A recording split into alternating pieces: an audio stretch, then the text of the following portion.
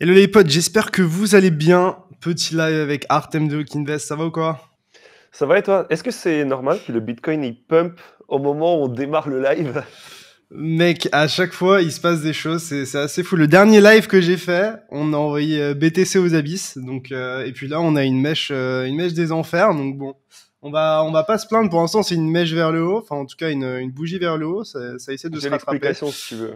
C'est quoi J'ai l'explication? l'explication. Parce que Donc j'ai cherché la news, j'ai pas trouvé. Si jamais il y en c'est avait une. l'expert ETF de Bloomberg, Eric Balchunas, qui dit qu'en gros la SEC, le département de la SEC qui est responsable des ETF, s'est engagé à discuter avec des exchanges pour en gros mettre en place une certaine forme pour investir dans ces ETF. Et donc en gros il dit que c'est un bon signe puisque la SEC discute avec les exchanges et il leur a demandé de faire certains enregistrements pour pouvoir proposer ça. Je viens de le Ouais, RT. ouais. Ok. Et en gros, c'est quoi l'idée? C'est que, genre, depuis Binance, je puisse trader cet ETF ou ça n'a absolument rien à voir et j'ai rien compris?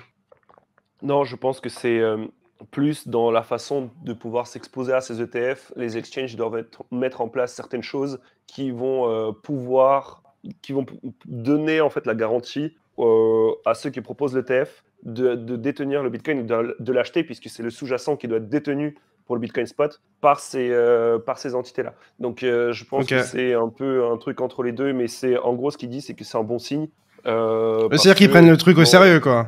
ouais, c'est ça. En fait, et c'est que la SEC commence à avoir des vraies discussions parce qu'on a vu que les discussions de la SEC avaient lieu avec les entités qui voulaient proposer l'ETF spot Bitcoin d'un côté, donc certains changements dans leur demande de listing. Bah écoute, moi ça me fait plaisir d'avoir un live très quali. Je suis très content aussi de te recevoir pour parler de pas mal pas mal de sujets qui devraient vous intéresser.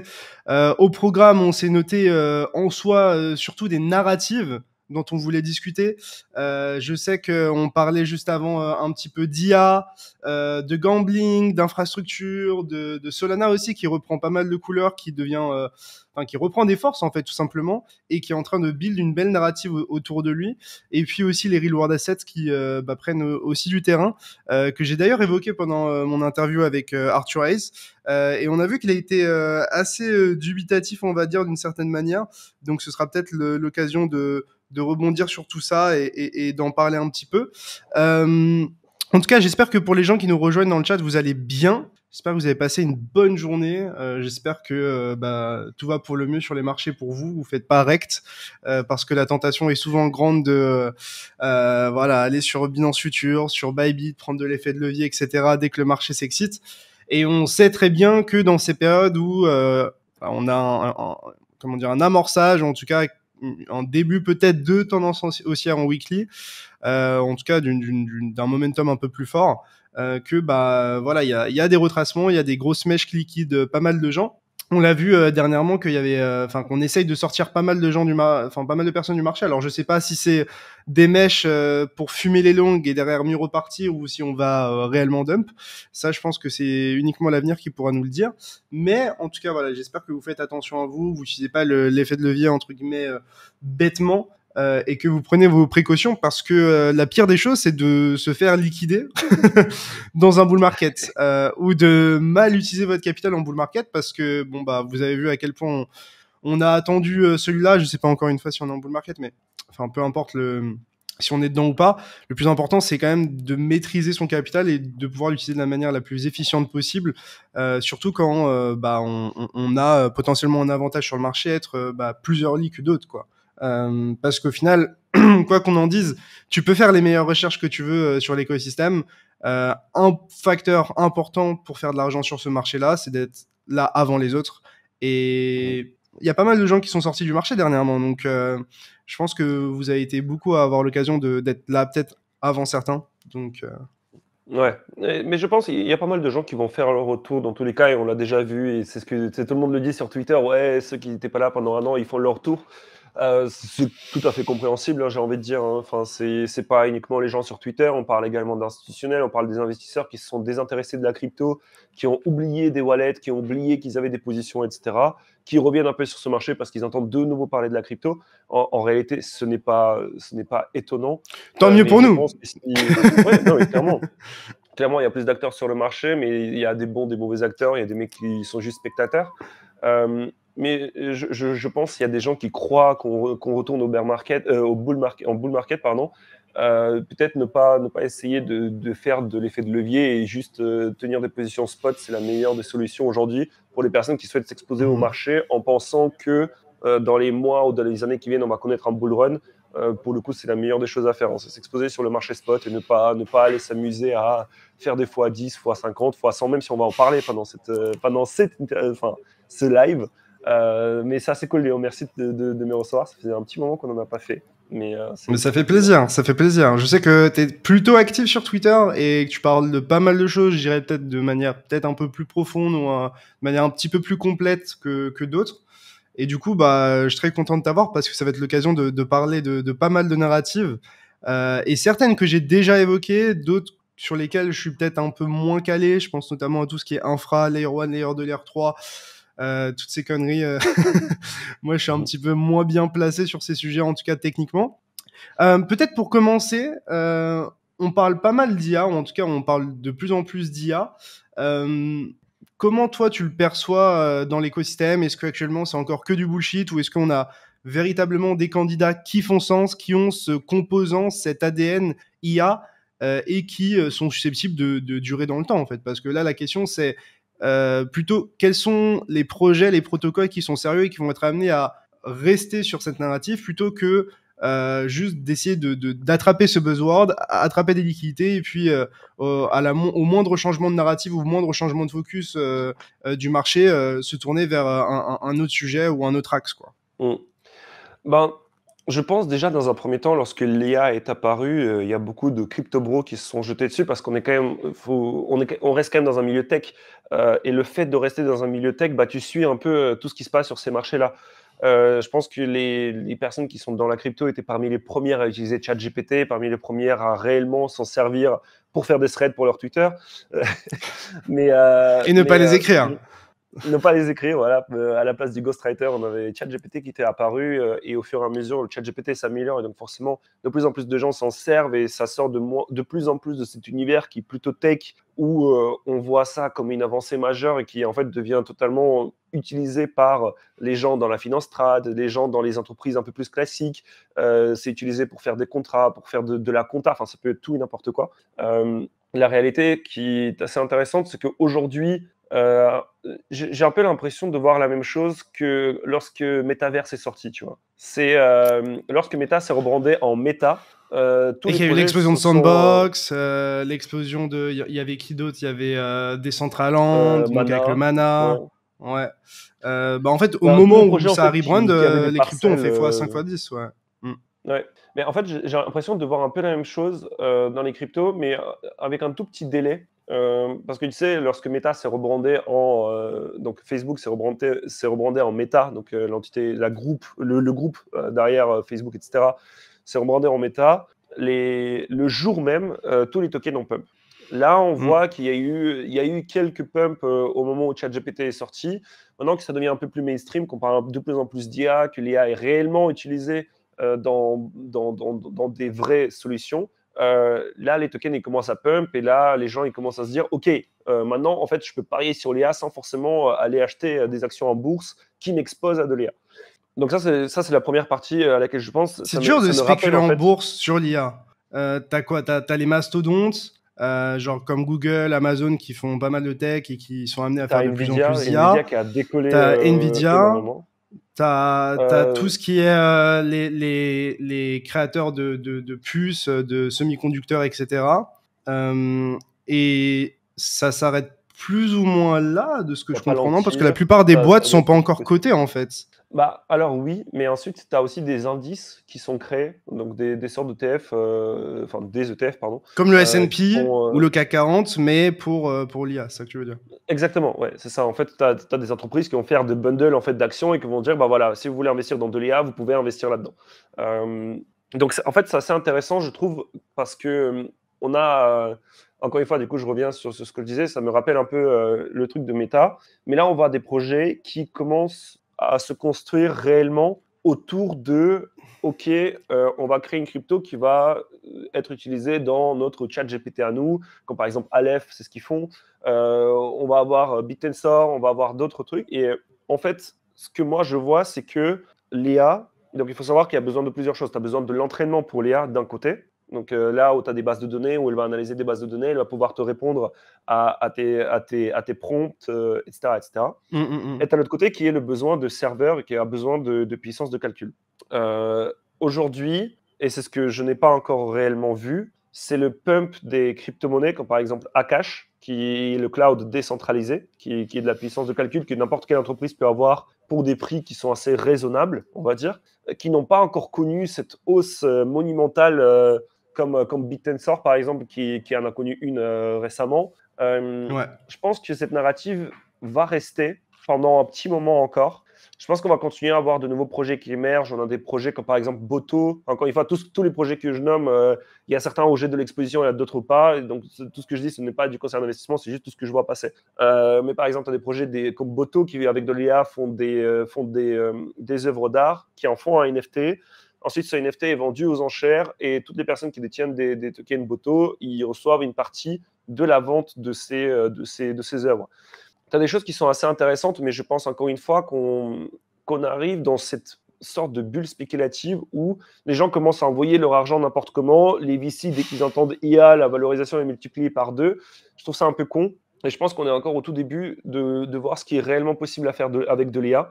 Je pense qu'on va encore avoir pas mal de choses qui vont au fur et à mesure évoluer parce qu'il ne faut pas se mentir, aujourd'hui, la plupart des projets crypto autour de l'IA qui sortent, ils se basent uniquement sur ChatGPT, Midjourney ou par exemple. Oh, ça fait le café.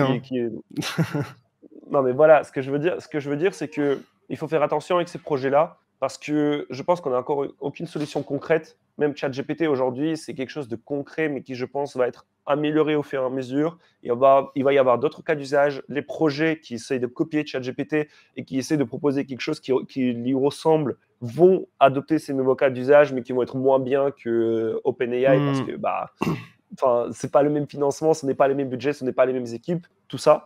Donc, je pense qu'il faudrait plutôt surveiller et qui m'intéresse personnellement pour le coup, ce n'est pas les projets qui font de l'IA, mais des projets qui font quelque chose d'annexe pour que l'IA puisse qui sert à exister. l'IA. Des composants, Exactement. en fait. C'est exactement ce que disait Arthur Hayes dans ma dernière interview avec lui, faut que je la regarde. qui est assez investi sur l'IA. Bon, on n'a pas pu parler de toutes les narratives, mais de ce qui l'excite pas mal en crypto et au global, il y a l'IA et il y a la partie trading décentralisée.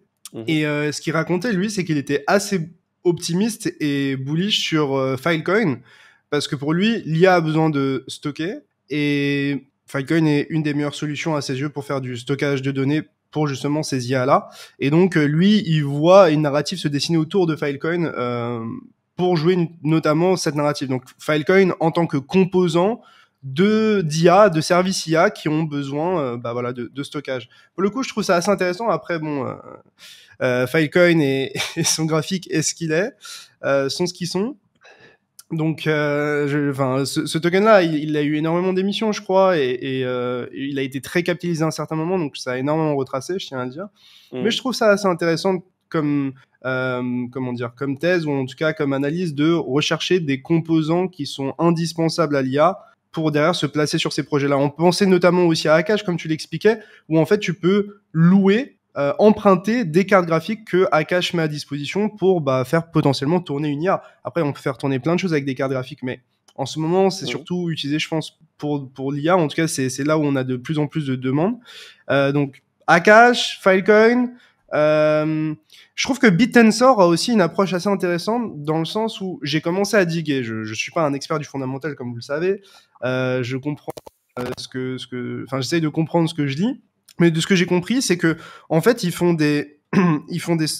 sectorisent l'IA. C'est-à-dire qu'ils ont une partie sur l'IA textuelle, une partie sur l'IA vidéo, une partie sur l'IA sonore, une partie, tu vois, ils sectorisent un petit peu, ils splitent les différents types d'IA et leur pertinence.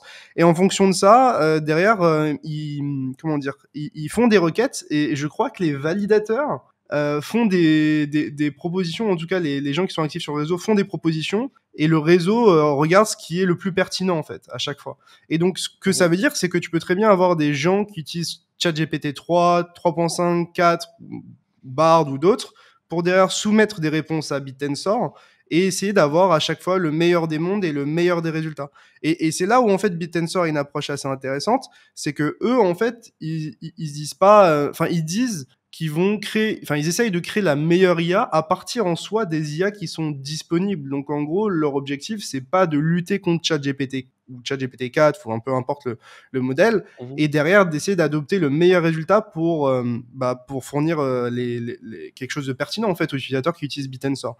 Donc C'est une après, sorte c'est d'agrégateur en ce que gros. j'ai compris. Allez, c'est une Ouais, sorte c'est ça. d'agrégateur de Mais l'IA. ouais, c'est ça. Alors, peut-être qu'il y a des gens qui sont plus renseignés que moi sur le sujet. En tout cas, c'est l'approche que j'ai compris en regardant un petit peu le white paper et des choses comme ça. Donc, je vous invite évidemment à regarder et me dire si j'ai enfin, si j'ai tout faux sur ça. Mais je trouve que c'est une Mhm. approche assez intéressante. Et surtout que, bah, d'un point de vue tokenomics, c'est quoi? C'est les tokenomics de Bitcoin, plus ou moins, non? Ouais, de mémoire, ouais. J'ai pas trop dit que le projet, en fait, si tu veux, BitTensor, j'ai pas suivi le projet tout simplement parce que tout ce qu'il y avait sur Twitter, c'était que des bots qui te spammaient BitTensor. Ou que des mecs qui. Enfin, en fait, j'avais l'impression d'avoir la communauté de X. Et en fait, je me suis dit, si les gens, ils De ont Elrond, tu veux la dire? communauté comme ça, comment? La communauté de Elrond, un peu, non? C'est ça que tu voulais dire? Non, enfin, c'est différent. C'est X, c'est vraiment X va être partout. Enfin, Elrond, il y a des mecs pertinents chez Elrond. Chez X, il y a pas de mecs pertinents, tu vois? Je trouve que chez Elrond, tu retrouves quand même des gars comme Foudre ou comme autres qui sont quand même pertinents et avec qui tu arrives à avoir une discussion. Essayer de parler avec un mec de X, ça va pas du tout être la même chose. Donc, Ah, X, HEX. Ok, ok.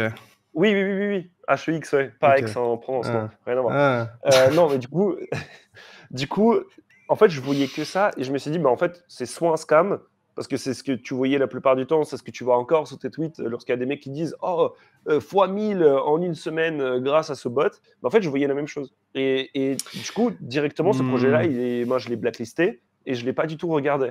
Et du coup, je suis passé à côté de quelque chose, forcément. Mais c'est pour ça, en fait, c'est ça qui m'avait Frérot, faut freiné de regarder les base. graphiques. Ça te permet d'éviter de passer au travers de certains projets. Mais je dis ça en rigolant, mais il y a un fond de vérité dans tout ça. C'est-à-dire que au bout d'un moment, si tu as un marché qui est à plat et un truc qui est systématiquement racheté quand il y a des dips et que enfin, que le prix se comporte bien, ça montre qu'il y a une certaine demande. Après, évidemment, il faut voir si c'est durable, tenable, etc. Et si ça, voilà, si ça continue à hausser dans le temps d'une certaine manière. Mais j'ai trouvé que Bitensor, enfin, il y a peu de Le liquidité, jeton donc de le fait que Bitensor, il tu, sert à quoi? ouais. Je sais, est-ce que- je sais plus si c'est les récompenses qu'on te donne en participant au réseau. Je sais plus exactement à quoi il sert, pour être honnête. Peut-être que des gens dans le chat pourraient nous dire. Votre aide est la bienvenue, même s'il y a des gens qui veulent dig en temps réel et nous dire, ça peut être cool. Mais en tout cas, personnellement, c'est un sujet qui est assez intéressant. J'ai vu que Paul de Crypto Formation avait fait des vidéos assez complètes sur ça. Je me demande si Iril avait pas fait une vidéo aussi sur le sujet. Donc peut-être vous renseigner sur YouTube par rapport à ça. Ok. Mais En fait, voilà. parce que Après, ouais, vas-y, vas-y. si tu veux, en fait, moi, le truc que je trouve, enfin, du coup, comme je t'ai dit, en fait, j'ai même pas regardé le graphique, j'ai pas regardé le projet, j'ai blacklisté le projet. Je me suis dit, je le mets de côté, il n'existe pas, il y a trop de bots, il y a trop de bordel. Pour moi, ça va être Ah, un je peux scam. te montrer les graphiques, Alors, en hein. fait, ouais, ouais, ouais, sympa. Mais, du coup, si tu veux, moi, au-delà du projet en lui-même, j'ai envie de savoir à quoi sert le token. Le token, pour moi, ça peut être une bonne récompense, ça peut être quelque chose d'intéressant. Ensuite, si aujourd'hui, prenons l'exemple d'un token qu'on aime bien tous les deux, Atom.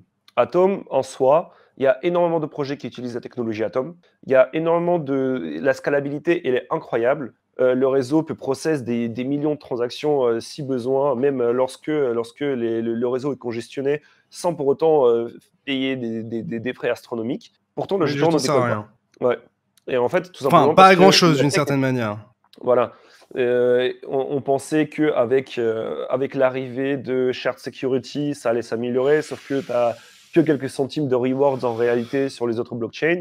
Et donc, en fait, tu te retrouves avec un jeton qui a la tech, qui est un bon projet, mais l'utilité du jeton, elle est très limitée et forcément, bah, personne ne s'intéresse au jeton. Donc, en plus de ça, tu as une inflation de fou dessus.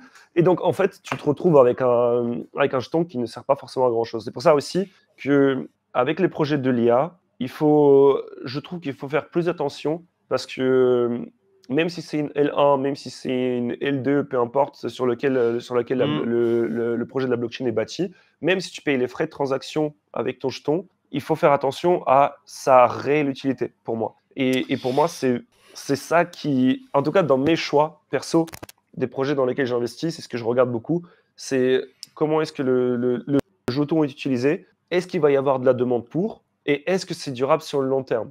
Parce Mmh. que, encore une fois, je sais que toi, tu es un trader, tu vois. Moi, je ne suis pas du tout un trader. Moi, je choisis mes projets. Je choisis quelques projets que je suis du coup à fond derrière. Je sais ce qui se passe dessus. Je participe aux discussions. Je regarde vraiment ce qui se passe derrière. Mais je ne vais pas m'amuser à regarder le graphique, etc. Ce que je vais faire, c'est que pour la plupart des projets que je fais, j'achète le jeton, je fais du staking si le staking est possible. Je fais du V-token si c'est possible. Je récolte les récompenses et je m'arrête là. Après, enfin, c'est ce que dit Erratic Ape dans le chat, je montre son message. Il dit, mais est-ce qu'un token doit forcément servir pour se valoriser? Est-ce qu'on demande à une action tradie de servir à quelque chose? Bon, après, une action tradie, ça Ouais, je représente pense pas que la la même comparaison n'est pas chose. bonne, mais la première Ouais, question est bonne. la première question est bonne. En fait, ce qu'il faut se dire, c'est qu'il y a beaucoup de gens, beaucoup de personnes, en fait, qui se projettent sur le marché. C'est-à-dire que ils vont essayer de spéculer sur des promesses pour derrière espérer qu'un jour Mm. on atteigne ces promesses-là. Et c'est un peu ce qu'on retrouve avec Atom, c'est-à-dire qu'au final, les gens se positionnent vraiment sur Atom aussi en espérant qu'un jour on résoudra le problème des tokenomics, tu vois.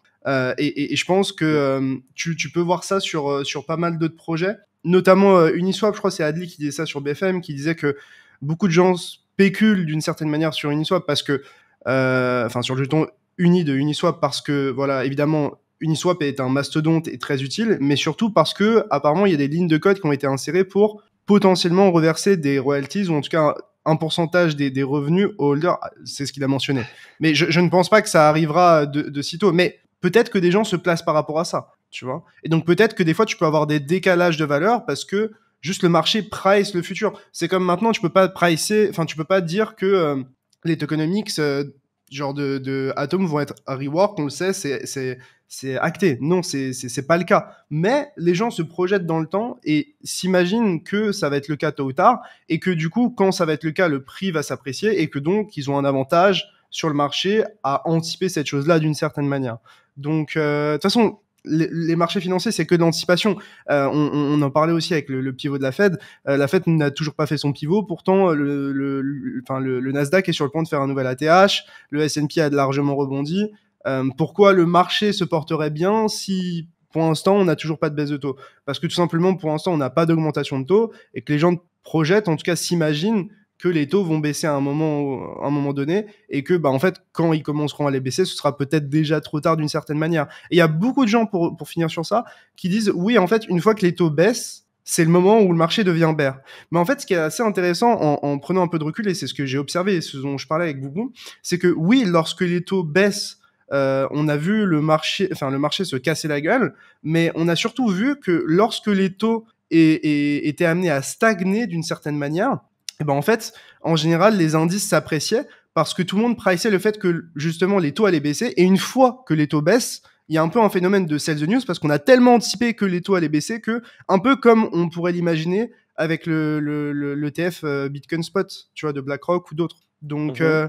c'est pour ça que l'anticipation est, est au cœur même de cette industrie et des marchés financiers et que même si aujourd'hui on n'a pas tout ce qu'on veut, des fois on est aussi obligé de se projeter d'une certaine manière pour spéculer, quoi. Bon, j'ai beaucoup Ouais, parlé. bien sûr. Mais c'est les gens, ils parient toujours sur l'avenir de toute manière. Donc, enfin, ça ne m'étonne pas, ça m'étonnerait pas. Bon, après, Uni, ils feront jamais de la redistribution de valeur. Ça, Pour toi, c'est pour le sûr? coup, on est parce que la SEC. Oui, C'est tout mais con, hein, la, mais la ça va question être c'est ça. est-ce que si tu es assez décentralisé d'une certaine manière, tu pourrais pas te le permettre parce qu'au final c'est exactement ce que vont faire DYDX et DYDX sont pas en mode la SEC. DYDX, ils ont bloqué les États-Unis. Le founder s'est prononcé dessus sur Twitter en disant que lorsque tu acceptes les termes et conditions de DYDX, tu dois certifier que tu n'es pas américain. Et donc, en fait, ça, c'est à prendre en compte aussi parce que justement, d'ailleurs, la discussion a été très intéressante. Donc, c'est Anthony Giuliano sur Twitter qui a eu une discussion avec Gabriel Shapiro, qui est un avocat spécialisé crypto aux États-Unis, qui justement disait ouais, mais vous allez faire de la redistribution de valeur. Est-ce que si la SEC vous tombe dessus, vous allez faire quoi? Et ben justement, sa réponse c'était en fait c'est simple. Pour l'instant, on peut rien faire. Donc pour l'instant, les Américains ne peuvent pas trader sur notre exchange. Mais Et Uni, ça est-ce va que être la même chose. Uniswap pourrait pas exclure les États-Unis, mais permettre à des agrégateurs d'être accessibles aux États-Unis et d'utiliser la liquidité de Uniswap? Ce serait un peu De passer par le back-end en gros. ouais, c'est ça que je veux dire. C'est-à-dire qu'un Américain pourrait genre faire un swap sur Uniswap indirectement via un agrégateur. Genre moi, tu passes par Paraswap qui lui ne bloque pas les États-Unis et tu utilises Uniswap en tant qu'Américain, mais sur le front-end de Uniswap, tu ne peux pas utiliser. Oui, mais on parlait de la redistribution des revenus de l'exchange. Ouais. Donc en fait, ça voudrait dire que il faudrait qu'ils fassent du staking sur le réseau. Si le staking est uniquement disponible via l'UI du YDX, par exemple, à ce moment-là, en fait, c'est ça le problème, c'est qu'aujourd'hui, tu ne peux pas bannir, par exemple, Alors attends, je suis en train de réfléchir en même temps. Je pense que lorsque tu te connectes sur un exchange, par exemple Uniswap ou DYDX, etc., pour avoir du revenu cher, tu peux mettre un bloqueur sur l'UI donc de l'exchange en question, L'interface, que ouais. ce soit Uniswap ou DYDX. Ouais, sur l'interface, ouais. Donc user interface pour UI. Et c'est ce que Uniswap ils ont fait, par exemple, avec les frais. Lorsque par exemple, tu trades aujourd'hui sur Uniswap via leur UI, sur beaucoup de paires de trading, tu as les frais, mais qui ne reviennent pas aux utilisateurs, mais qui reviennent plutôt du coup, à la fondation de Uniswap, qui, eux, vont se partager les revenus. C'est assez intéressant parce que, d'un côté, ça enlève de l'utilité au token Uni, parce que tu te dis, en fait, ils vont se prendre tous les frais et ils vont rien distribuer aux gens. Et de l'autre côté, ça apprécie la valeur de Uni, parce que ça veut dire qu'ils vont devoir vendre moins de Uni sur l'année pour financer leurs opérations, potentiellement. Sauf s'ils sont greedy, qui décident d'agrandir leurs équipes et qui décident vraiment... Ouais, mais c'est un ricochet, c'est pas un impact direct, entre guillemets, tu vois, ce sera jamais aussi efficace qu'une redistribution d'une certaine manière, mais ouais. Évidemment, évidemment. Mais ce que je veux dire, c'est qu'aujourd'hui, je vois très mal Uniswap le faire, et je pense que Uniswap, ils sont en train de devenir de moins en moins Web3 sur certaines choses, parce que notamment lorsqu'ils ont publié leur V4, ils ne l'ont pas rendu open source. Parce que justement, ils ont dit, on en a marre que les gens ils copient notre projet, c'est des années de recherche, on a mis des millions et des millions et des millions de dollars dedans. Donc nous, en fait, on n'a pas envie que juste les mecs, ils arrivent et ils prennent notre truc. Et de l'autre côté, tu as ce côté, non mais vous devriez le rendre décentralisé, s'il y a un bug, s'il y a un problème, bah, les gens ils devraient pouvoir intervenir, ils devraient pouvoir vous le signaler, etc. etc. Il ne devrait pas y avoir un système de royalties, tu vois, genre, enfin moi c'est ça que je comprends pas, c'est que, tu vois par exemple sur le Cosmos SDK, enfin quand tu utilises le Cosmos SDK, j'ai un peu l'impression que c'est open bar et que tu fais ce que tu veux et que tu dois rien à Atom d'une certaine manière. Peut-être que je me trompe et je connais mal les fondamentaux, mais ça donne un peu l'impression de, en fait tu peux profiter de la technologie du Cosmos Hub et la technologie derrière Atom, etc. Mais au final, t'as pas de redistribution de valeur. C'est-à-dire que, enfin, qu'est-ce qui faisait ça? C'est Unreal Engine au final. Quand tu utilisais leur engine, tu payes une sorte de royalties en fonction du nombre d'installations. Alors, ça a l'air d'être pas forcément le bon modèle, mais en tout cas, ce que ça veut dire, c'est que, bah, en fait, à partir du moment où tu utilises leur technologie, bah eux ils en bénéficient d'une certaine manière et ils génèrent du profit par rapport à ça. Donc c'est un petit peu ça qui est problématique aujourd'hui, c'est que n'importe qui peut faire que n'importe quoi et pas redistribuer de valeur aux gens qui sont derrière cette technologie, qui l'ont initié, etc. Mais ça veut pas dire que c'est pas, comment dire, compatible avec le fait d'apporter de la valeur et d'améliorer le protocole, parce que tu pourrais très bien fork, essayer d'améliorer à ta manière le protocole, la techno, etc., mais toujours verser des royalties aux créateurs originaux, quoi. Donc après, je sais que les gens aiment pas trop les royalties dans les cryptos, on l'a vu avec les NFT, hein, donc. Mais après, on a eu SushiSwap qui avait essayé, donc c'est des vampire attacks, mais c'est en gros essayer de fork le truc, essayer de rebalancer, enfin utiliser la même techno mais la rendre un tout petit peu mieux, sans forcément jamais reverser de royalties. Donc oui, c'est un effet ce qui se passe avec Cosmos, c'est qu'aujourd'hui il y a énormément de projets qui utilisent la technologie Cosmos mais qui ne reversent jamais rien aux gars qui détiennent du Atom. Mais en soi, quel est ton intérêt de diluer ton stake aujourd'hui dans ton projet à toi, par exemple, et prenons DYDX comme exemple, tu vois. Aujourd'hui, en soi, DYDX utilise la technologie de Cosmos, mais quel est leur intérêt de reverser des intérêts aux gens qui ont du Atom parce que ça dévalorise leurs jetons au final. Ça veut dire que ça dilue en fait les gens qui ont du DYDX pour percevoir des rewards. Donc Non, en pas fait, c'est forcément. toujours... Ça peut être via les frais de transaction, pas forcément via ce qui se passe tout le temps via la plateforme. Enfin, ça peut être de plein de manières, quoi. Et puis au bout d'un moment, quand tu utilises une chaîne, enfin pour moi, à partir du moment où tu utilises une technologie et une chaîne, tu peux pas espérer avoir le beurre, l'argent du beurre et le cul de la crémière, quoi. Donc, enfin en tout cas, c'est Bah ce qu'ils ont clairement, actuellement. mais aujourd'hui, les frais de transaction sur DYDX reviennent aux validateurs sur DYDX. Donc ceux qui font du staking de DYDX. Donc tu vois, d'une certaine manière, c'est pareil. Tu donnes de l'argent. En fait, c'est soit tu dévalorises ton jeton, tu dilues les intérêts que les gens peuvent recevoir en ayant ton jeton. Et de l'autre côté, bah, soit tu peux donner des poussières, sauf que tout le monde s'en fout de ces poussières-là. C'est ce qui s'est passé, c'est ce qui s'est passé avec l'ICS Interchain Security. Les intérêts que j'ai perçus, je pense, en ayant quelques milliers qui sont stakés sur la blockchain d'Atom, ça doit être sur les 6 mois ou 5 mois depuis qu'il s'est activé, ça doit même pas être $1. C'est ridicule. Donc tu vois, Est-ce que ça ne ferait pas c'est assez compliqué.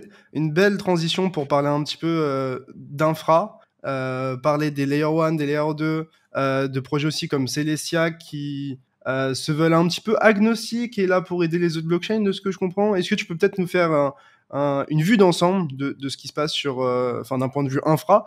Parce que au final, même en discutant, enfin surtout en discutant avec plein de VC, je me rends compte que ça reste quand même la majorité de leurs investissements. Je parlais avec Arthur Hayes, qui donc a son fonds qui s'appelle Maelstrom, peu importe comment vous le prononcez, et qui expliquait qu'aujourd'hui, la majorité de leurs deals, c'est de l'infra. J'ai l'impression, en ayant Mhm. discuté avec d'autres fonds que je peux pas citer, pour les protéger peut-être d'une certaine manière, parce que je sais pas à quel point c'est public, que eux aussi ont vu des narratifs comme le Gaming Web 3 et d'autres narratifs sur lesquels ils se sont fait rect, ils en ont juste marre et ils se focus sur l'infra qui est, bah, entre guillemets, la base sur laquelle bah, tout le monde va se poser pour build en fait et qui va récupérer aussi pas mal de valeur et qui est, je pense, aussi là où il y a probablement le moins de risques parce que tu profites de la réussite de tout ce qui se build en fait sur ces infrastructures.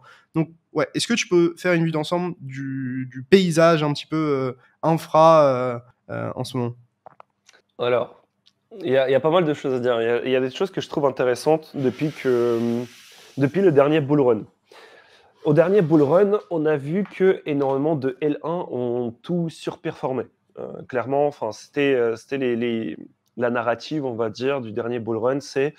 Et en fait, c'est plus ou moins toujours la même narrative. Ouais, Ether n'est pas scalable, qui sont les solutions. Pourquoi pas mettre sur ces solutions-là? Tu as des devs qui arrivent sur ces solutions-là. Et donc, on se retrouve à avoir plein de blockchains qui sont lancés, qui ont très peu d'utilisateurs. En fait, on a la fragmentation de la liquidité qui est assez chiante. Ça, c'est la première chose à remarquer. Donc ça, c'est ce qui s'est passé au dernier bull run. Ensuite, il y a eu Polygon qui est arrivé. Donc Matic à l'époque. Donc Matic Network à l'époque, Polygon aujourd'hui, qui était de base une sidechain, mais qui a eu énormément de succès parce qu'ils ont dit, en fait, nous, au lieu de lancer une L1, nous, notre but à terme, c'est de faire de la scalabilité sur Ether.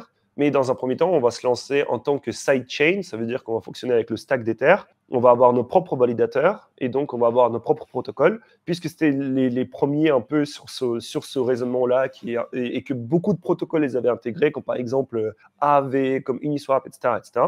Bah, ils se sont fait une grosse place très rapidement. Et donc, on a eu cette vague de L2 qui sont arrivées, surtout durant le bear market, où aujourd'hui, je crois qu'on a plus de 50 L2, d'après L2Bit, donc le site qui récap un peu toutes les L2. Et en fait, à la fin du bull run, Est-ce que c'est une mauvaise chose? je me rappelle, bah, en fait, justement, c'est là où j'essaie d'en venir, c'est à la fin du bull run, à la fin de tout ça, quand le bear a commencé, on a eu un peu ce truc, ouais, on a eu les guerres de L1, maintenant les guerres de L1 sont finies, maintenant on va voir les guerres de L2.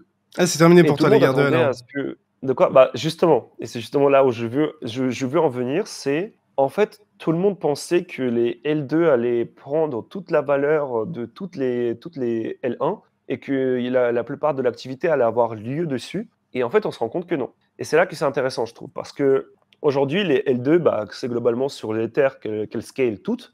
Et elles reprennent les mêmes protocoles, et ils sont très facilement intégrables avec tout ce qui est EVM compatible. Tous les protocoles peuvent se déployer dessus très très rapidement. Et au final, on se rend compte que on a eu Arbitrum qui a très bien marché, on a eu Optimism, on a eu Base qui est basé sur Optimism aussi, on a Polygon qui lance plusieurs ZKEVM, qui lance des shards sur leur propre blockchain, enfin tout un tas de choses.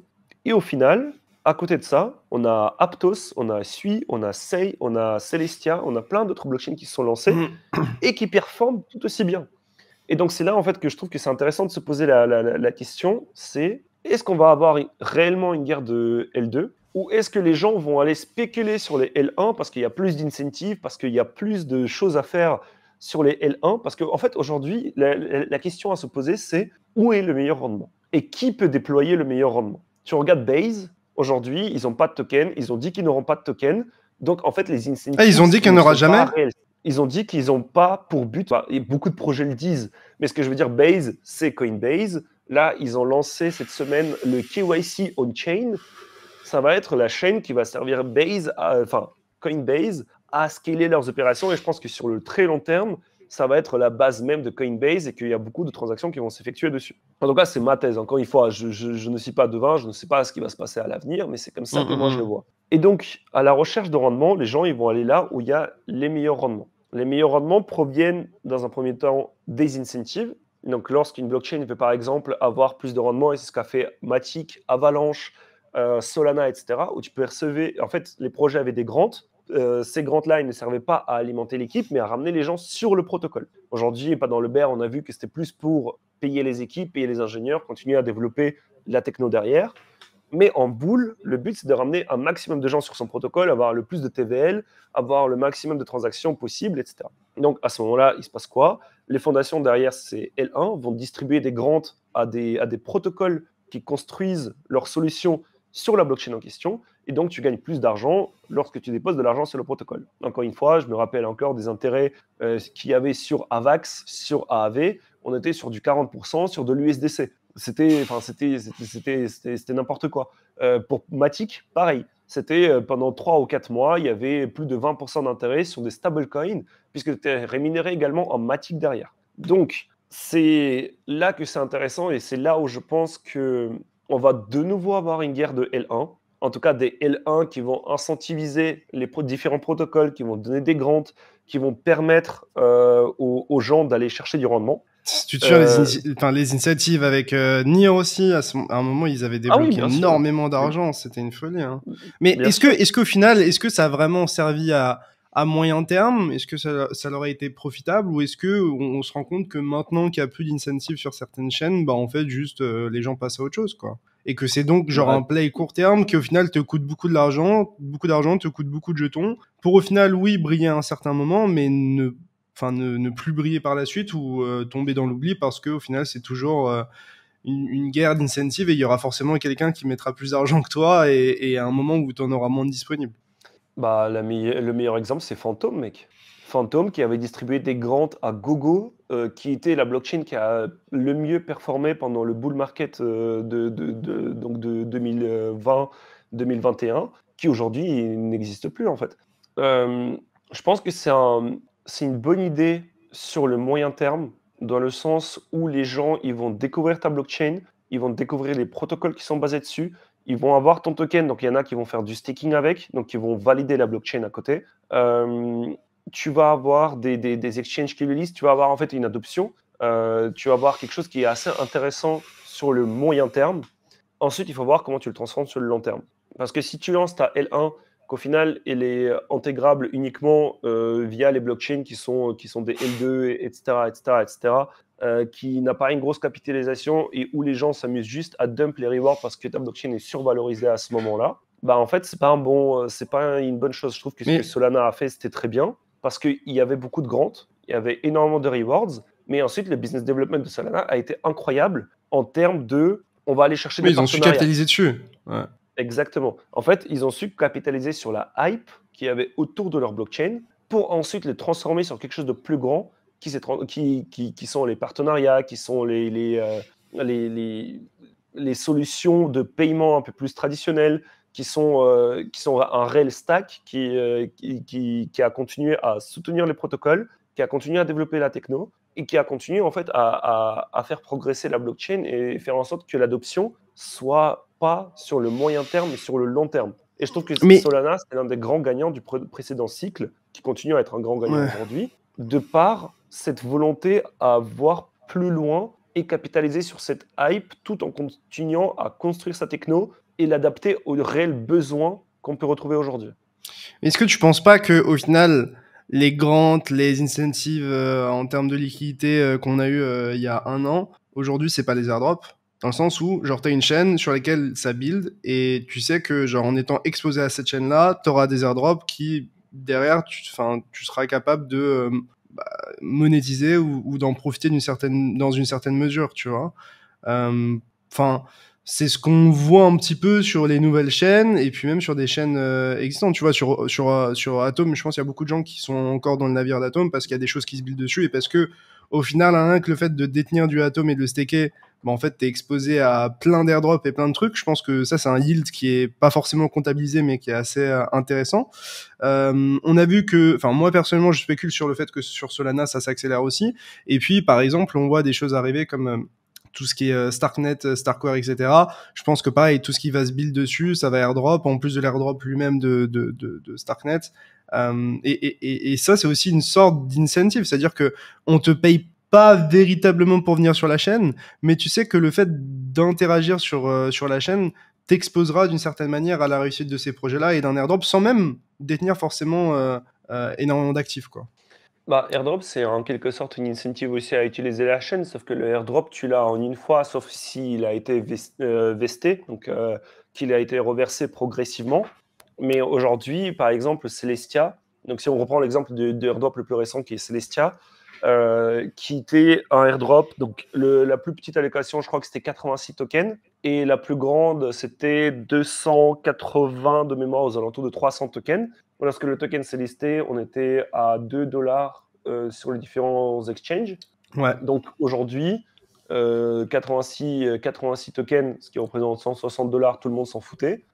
Et ensuite, tout ce qui est 300, donc 300 x 2, ça fait 600. Les gens, ils se sont dit, bah, pourquoi est-ce que j'irais dump pour une petite somme, on va dire, parce qu'aujourd'hui, les airdrops qui sont considérés gros, on va dire, c'est plus de 1000 dollars. Pourquoi est-ce que j'irais le dump? Et moi, par exemple, ma stratégie, c'est ce que j'avais dit sur Twitter, c'est que je vais dump la moitié, parce que dans tous les cas, ça me fait de la liquidité que je peux rebasculer ailleurs. Ouais. J'avais plusieurs wallets qui étaient éligibles. Et l'autre partie, je l'ai staké. Et je pense que ça a été l'idée de beaucoup de gens de dire, bah, au pire, je reçois 200 dollars de airdrop, je les stake et je verrai ce que ça donne. Si tu stakes du Celestia, tu as 21 jours de lock, comme sur la plupart des blockchains Atom.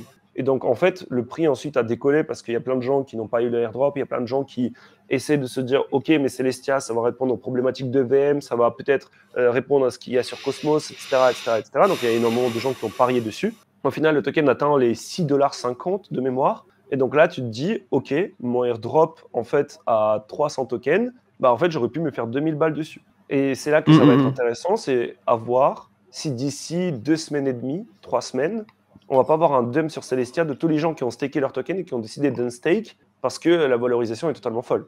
Il y a combien de temps pour récupérer tes échelons lorsque tu as un stake? 21 jours, C'est- 3 semaines. Ah bah, ok, j'avais pas cette donnée en tête. Parce que c'est pas forcément la même durée partout. Moi, par exemple, j'ai Unstake, mais Solana, je crois que c'était 3 ou 4 jours. Donc, Oui, oui, mais je crois que c'est 21 la jours aussi durée, sur Cosmos. ouais, c'est la plupart du stack de Cosmos, c'était 21 jours, sauf Luna, qui était de 14 jours, parce qu'ils ont intégré une partie du stack Cosmos, et ensuite ils ont fait quelques changements dessus, mais globalement, aujourd'hui, avec le stack Cosmos, tu peux définir à peu près la durée sur laquelle tu unlock, mais du coup, pour voir, en gros, c'est là où c'est intéressant de voir combien de gens on stake, c'est regarder les intérêts qui sont versés sur le réseau de Celestia. Ça veut dire si les intérêts augmentent, ça veut dire qu'il y a beaucoup de gens qui ont un stake. Donc, si vous commencez à gagner plus de 20-25%, ça veut dire qu'il y a énormément de gens qui ont un stake. Parce qu'au départ, on était à 80%, ensuite il y a beaucoup de staking. Donc on est C'est le moment où passé tu à vas probablement 20%. te faire baiser. Exactement. Mais par exemple, Akash, Sauf c'est si pareil avant. t'es long terme, quoi. C'est ça.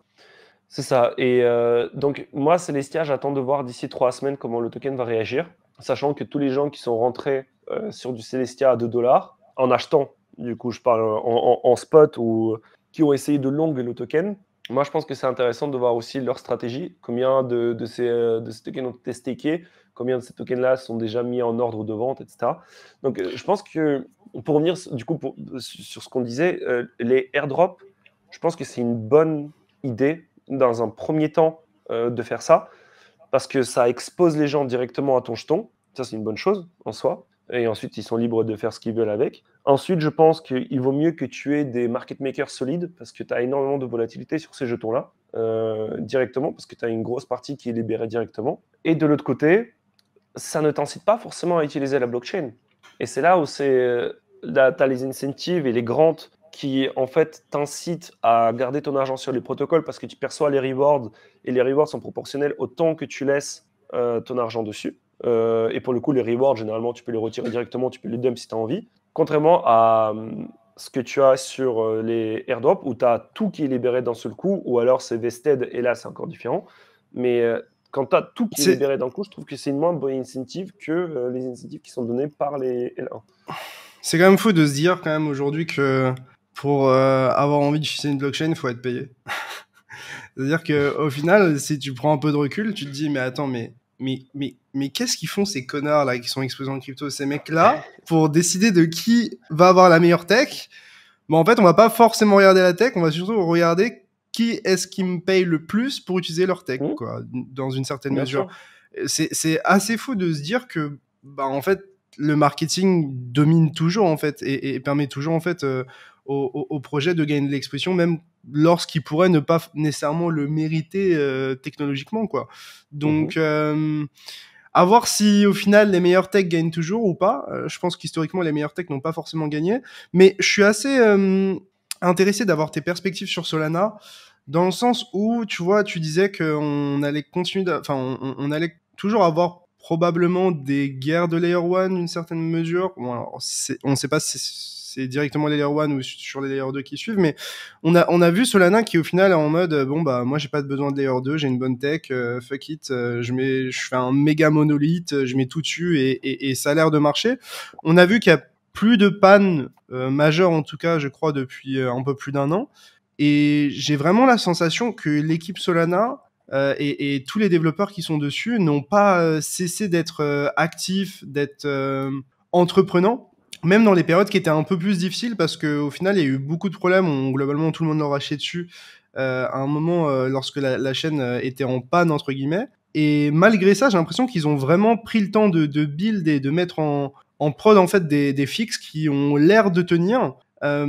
Et là où on se dit, bah, est-ce que les Layer 2 sont si bons que ça? Parce que dès qu'il y a beaucoup d'activité sur un Layer 2, bah, en fait, il est engorgé. Au final, je suis obligé de passer par un autre Layer 2 pour que ça fonctionne. D'où un petit peu l'explication de pourquoi il y a aussi beaucoup de Layer 2 dans une certaine mesure. C'est en fait les Layer 2, ça a pas l'air d'être une si bonne solution dans une certaine mesure, parce qu'à partir du moment où tu as énormément d'activité sur un Layer 2, il a les mêmes problèmes que le Layer 1, dans le sens où il est engorgé, il y a énormément de congestion, et tu peux pas l'utiliser proprement, et t'exposes en termes de frais, t'exposes en termes de délai, etc.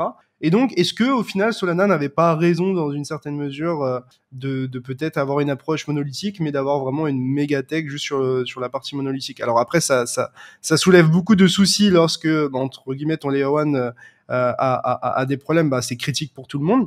Mais ouais, quelle est un petit peu ta vision là-dessus?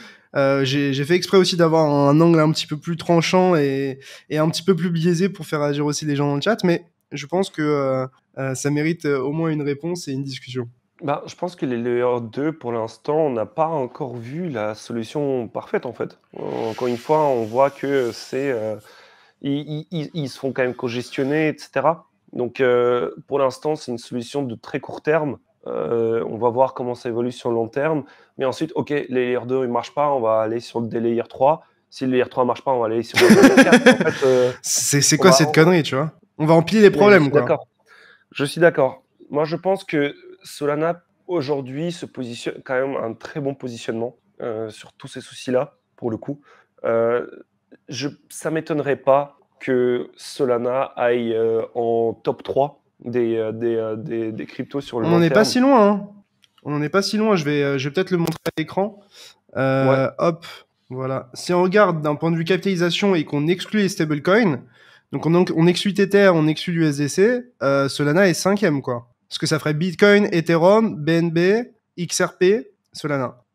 Et en termes de capitalisation, Solana est 10 fois inférieur à Ethereum, quoi. Alors, encore une fois, comme j'expliquais sur Twitter, je ne pense pas que Solana flippera Ethereum. Je pense pas que Solana dominera Ethereum ou quoi que ce soit. Je pense que Ethereum, jusqu'à maintenant, a prouvé que en fait, c'est une solution qui est relativement stable et sur laquelle tout le monde build. Et c'est aussi ça qui est très important, c'est que tout le monde build par-dessus Ethereum ou directement sur Ethereum, enfin par-dessus dans le sens où via des Layer 2 ou directement sur Layer 1. Mais en réalité, là, Solana, c'est 10% d'Ethereum. Est-ce que ce serait choquant de voir un Solana qui est, je sais pas, à 20 ou 25% d'Ethereum? Moi, je pense pas que ce serait choquant et je pense que c'est quelque chose d'envisageable. Après, encore une fois, je suis pas le mec du Fonda et je pense que c'est important d'avoir tous vos biens en tête. Mais ouais, je pense que Solana pourrait prendre davantage de parts de marché. Je sais pas si tu m'entends toujours, Artem. Ouais, je t'entends toujours. Juste, j'ai ma caméra qui dit qu'elle surchauffe et j'essaie de faire en sorte que même si elle surchauffe, elle continue à me filmer. Quelqu'un dit Solana vaut absolument pas 20 ou 25% d'Ether. En vrai, je vois pas l'argument. Bah après, En fait, il y a pas de question de. En fait, pour moi, il y a pas de question de mérite en fait. C'est le marché qui décide en fait. À partir du moment où genre il y a un truc qui fonctionne et que les gens l'adoptent, c'est pas une. Enfin, pour moi, c'est même pas une question de mérite. Et puis, ce qu'il faut garder en tête, c'est qu'il y a aussi de la spéculation en jeu et qu'on peut avoir des pics sur Solana et des pics sur Ethereum. C'est-à-dire qu'en vrai, on pourrait juste avoir un Ethereum qui, je sais pas, fait x2, donc qui arrive à 4 000 $. On arriverait à genre un Solana qui serait quand même assez capitalisé s'il garde ses 10% de capitalisation par rapport à Ethereum, quoi. Donc, je pense qu'il y a à la fois le fait de prendre en compte que le mérite ou quelque chose vaut quelque chose, tout est relatif. Que dans des cycles, en fait, il y a des gros mouvements. Et surtout que là, on regarde des capitalisations qui sont des capitalisations, alors je sais pas si on peut véritablement dire des capitalisations de bear market, mais on est loin des capitalisations aberrantes qu'on avait pu voir par le passé, quoi. Ouais. Et je pense, enfin, je te rejoins sur le fait de qui décide ce que vaut une crypto par rapport à une autre. Enfin, pour le coup, c'est une question de marché, oui, exactement. C'est de l'offre et de la demande. Pourquoi t'as pris du spot Doge, Picsou? Ah, très bonne question. Peut-être parce qu'il va aller à 1 $? Non, plus sérieusement, peut-être d'ailleurs. Je sais pas, je me dis que il est hyper horizontal, qu'il n'y a plus personne qui en parle et que les gens ont probablement oublié que c'est la crypto favorite de Elon Musk et que en plein bull market, je suppose qu'il reprendra ses conneries avec et que peut-être qu'un jour il y aura une intégration avec X tout simplement. Donc, beaucoup de gens qui disent, je pense qu'il y aura Elrond Multiversix qui sera intégré dans X. J'y crois moyen, mais un Doge, pourquoi pas? Parce que, il faut pas oublier que Elon Musk a changé le logo de Twitter ou de X à un moment donné et a mis le Doge, quoi. C'est une folie. Donc, personnellement, pour moi, c'est pas inenvisageable que Doge reprenne du terrain. Et puis, dans un marché qui se développe bien, qui est en bonne santé, etc., les gens cherchent à prendre davantage de risques. Et je pense que tôt ou tard, surtout qu'en plus de ça, Elon Musk a dit que il ne créera jamais de crypto-monnaie, en fait. Donc, qu'est-ce que ça suppose? Ça suppose que vu qu'il va pas créer de crypto-monnaie, la crypto sur laquelle il va rester le plus investi ou sur laquelle il va le plus peut-être capitaliser, c'est probablement le Doge.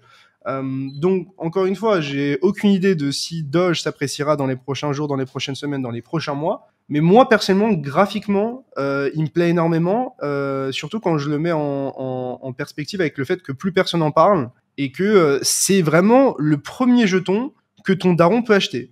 C'est-à-dire que le mec se dit, le jeton est pas cher, c'est le truc qui va être le plus médiatisé. T'as le vecteur Elon Musk qui peut rentrer à tout moment.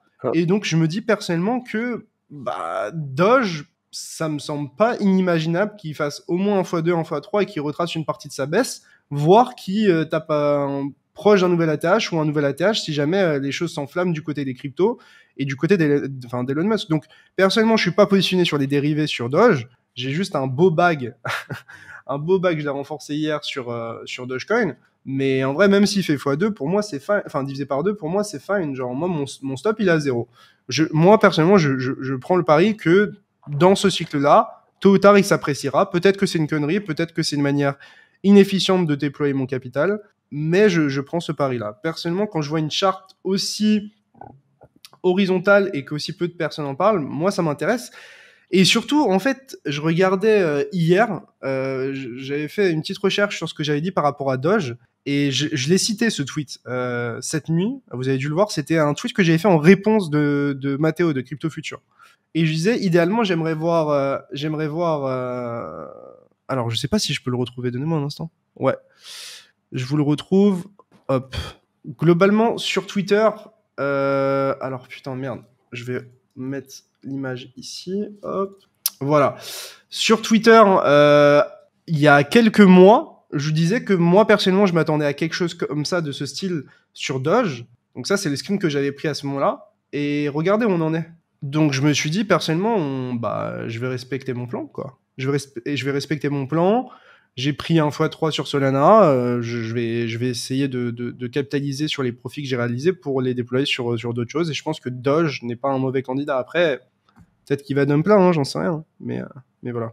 Est-ce que Artem, ta situation s'arrange? Normalement, c'est bon. Après, normalement, c'est bon. J'ai Ok. réussi à faire un truc, mais Ok. espérons que ça dure. Donc, on parlait de Solana. Peut-être tu voulais rebondir là-dessus. Qu'est-ce que toi, tu penses de Solana? Comment tu le perçois dans le cycle actuel, dans le cycle à venir? Est-ce que pour toi, ça a vraiment le potentiel de dépasser, par exemple, un BNB ou de reprendre du terrain, par exemple, sur Ethereum? Ouais, quelles sont un petit peu tes perspectives personnellement? Alors, je pense que BNB, oui. En fait, BNB, je sais pas où en est la Binance Smart Chain. Ils vont sortir le PBNB, etc. Enfin, leur layer 2 d'optimisme bâti sur la techno d'optimism. Donc, je pense que ça peut dépasser le BNB. Ensuite, on ne sait jamais ce que Binance peut faire. Et surtout, je pense que si Binance Le retour des aujourd'hui, launchpads, des conneries comme ça, mec, c'est... mais même au-delà de ça, aujourd'hui, leurs déboires avec la SEC sont terminés. Le BNB, je pense qu'il prend 20 ou 30% instant. Donc, à voir. Je pense que c'est à voir, mais Solana, je vois un meilleur avenir que le BNB, personnellement. En tout cas, c'est comme ça que je le perçois aujourd'hui. Aujourd'hui, tu vois, l'une des blockchains aussi sur laquelle je pense que c'est intéressant de regarder ce qui se passe, c'est Tron. Tron, qui est la blockchain de Justin Sun, qui est très centralisée, enfin tout ce qu'on veut. Mais aujourd'hui, c'est l'une des blockchains où il y a le plus de transferts, tout simplement parce que tout le monde utilise Tron pour transférer les USDT. Je pense que le déploiement natif des stablecoins sur les réseaux est très important et je pense que c'est sur le long terme ce qui fera le plus de volume de toute façon sur la plupart des blockchains. Et je pense que Solana a un bon positionnement aujourd'hui par rapport à toutes ces choses-là. Maintenant, j'ai envie de voir comment Solana performe en bull market. Est-ce que En Solana termes pourrait pas prendre la de... place, désolé de te couper, mais est-ce que Solana pourrait pas prendre la place de Tron dans le transfert du SDT et du SDC par exemple? Je sais pas. Je sais pas Parce que parce c'est rapide, c'est que pas cher, c'est encore plus rapide que Tron limite, non? Je sais pas. je sais pas si c'est plus rapide que Tron. Tron, c'est un peu une blockchain qui est oubliée et qui sert uniquement à transférer les USDT entre exchange et entre wallets. En fait, il faut voir la quantité de Tron qui se trouve sur la blockchain, la quantité du USDT et du USDC qui se trouve sur la blockchain Tron et la quantité du USDT et USDC qui se trouve sur la blockchain Solana. Ce sont les deux métriques intéressantes, je pense, à regarder. Et aujourd'hui, il faut que le token soit déployé de manière native sur le réseau en question, je trouve. Pour moi, c'est l'une des choses importantes, que ce soit par un wrap, que ce soit par un bridge, mais qu'il soit directement disponible sur la blockchain. C'est l'une des choses les plus importantes à regarder. Pour le coup, le Tron, c'était l'une des premières blockchains à avoir ça. Et aujourd'hui, on voit que le first mover advantage, il est toujours présent, que ce soit pour l'Ether, que ce soit pour Bitcoin, que ce soit pour la plupart que ce soit pour Matic, pour le Layer 2. Le first mover advantage, c'est quelque chose à prendre en compte parce que c'est là que tu vas avoir l'adoption et que les gens vont commencer à bosser dessus et qui vont pouvoir l'intégrer.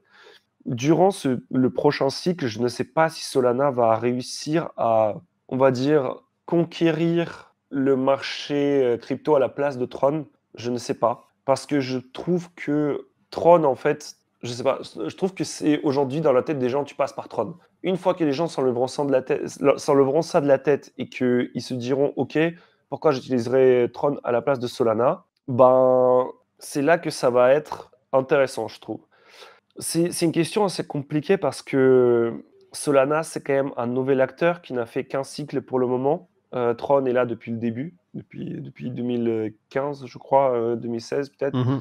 Euh, et qui surtout est énormément mis en avant par Justin Sun, qui détient UOB, qui est mis en avant par CZ, parce que c'est un pote de Justin Sun qui détient Binance, qui aujourd'hui est intégré à absolument tous les exchanges, crypto, je Qui est parle. richissime. Voilà. Et je pense que ce sont les choses à prendre en compte aussi, parce qu'aujourd'hui, au final, le plus gros volume des transactions sur les différents réseaux, ça vient de la part des exchanges. Aujourd'hui, les exchanges utilisent le réseau Tron pour se transférer des cryptos entre eux. Donc je pense que pour flip Tron, il va falloir mettre beaucoup d'efforts. Il va falloir surtout avoir énormément de relations avec les exchanges. Et j'ai l'impression qu'aujourd'hui, Solana, c'est un peu un gros truc qui se développe à côté, tu vois. C'est vraiment, ils ont leur communauté qui est ultra forte, ils ont leur protocole, ils ont intégré quelques protocoles, comme par exemple, ils ont intégré notamment OpenSea. Je parle des mastodontes, hein, des protocoles vraiment mastodontes. Mhm. Aujourd'hui, ils ont l'intégration de quelques gros protocoles, mais ce n'est pas encore le cas partout. Ils ont le transfert par le réseau Solana sur certains exchanges, mais ce n'est pas encore partout. Et j'ai l'impression qu'ils se concentrent sur leur Sur écosystème les dans un gros, premier ça y lieu. est, quand même. Hein. Binance, Bybit, BitGet, Kraken, partout. Tu peux utiliser du Solana, en vrai. Hein. Ouais, mais ce que je veux dire, c'est que ça a été intégré après tout le reste, tu vois. Aujourd'hui, ce n'est Hmm. pas. Il faut déjà qu'il y ait des gens qui pensent à utiliser Solana pour faire le transfert d'un exchange à l'autre. Il faut que les Perso, moi, je le exchanges. fais. C'est pour ça que je le mentionne. Et c'est quelque chose que je faisais Ok. pas du tout par le passé, tu vois. Ah, mais Et voilà, tu maintenant que vois. j'ai cette option, les frais, ils sont limite inférieurs à ce qui se passe sur Tron. J'ai l'impression que c'est encore plus rapide que Tron, personnellement. Peut-être que c'est juste genre un biais. Mais j'ai l'impression que ça marche bien. Toi, qu'est-ce que tu... Sur quoi tu t'exposes, par exemple, sur Solana? Est-ce que toi, déjà, tu as des Solana? Et si tu devais t'exposer un petit peu à l'écosystème Solana, qu'est-ce que tu regarderais? Hmm. Alors, je ne m'expose pas trop à Solana pour le coup. Et ça a été mon regret au dernier bull. Et ça reste mon C'est regret toujours encore ton aujourd'hui. regret, et pour le prochain bull, ce sera aussi un regret? Bah, je pense, la réalité, c'est que oui, je pense que ça va être l'un de mes plus gros regrets de toute ma vie, de toute façon, Solana. Donc, je me suis un peu. Du coup, on parlait un petit peu de tes billets.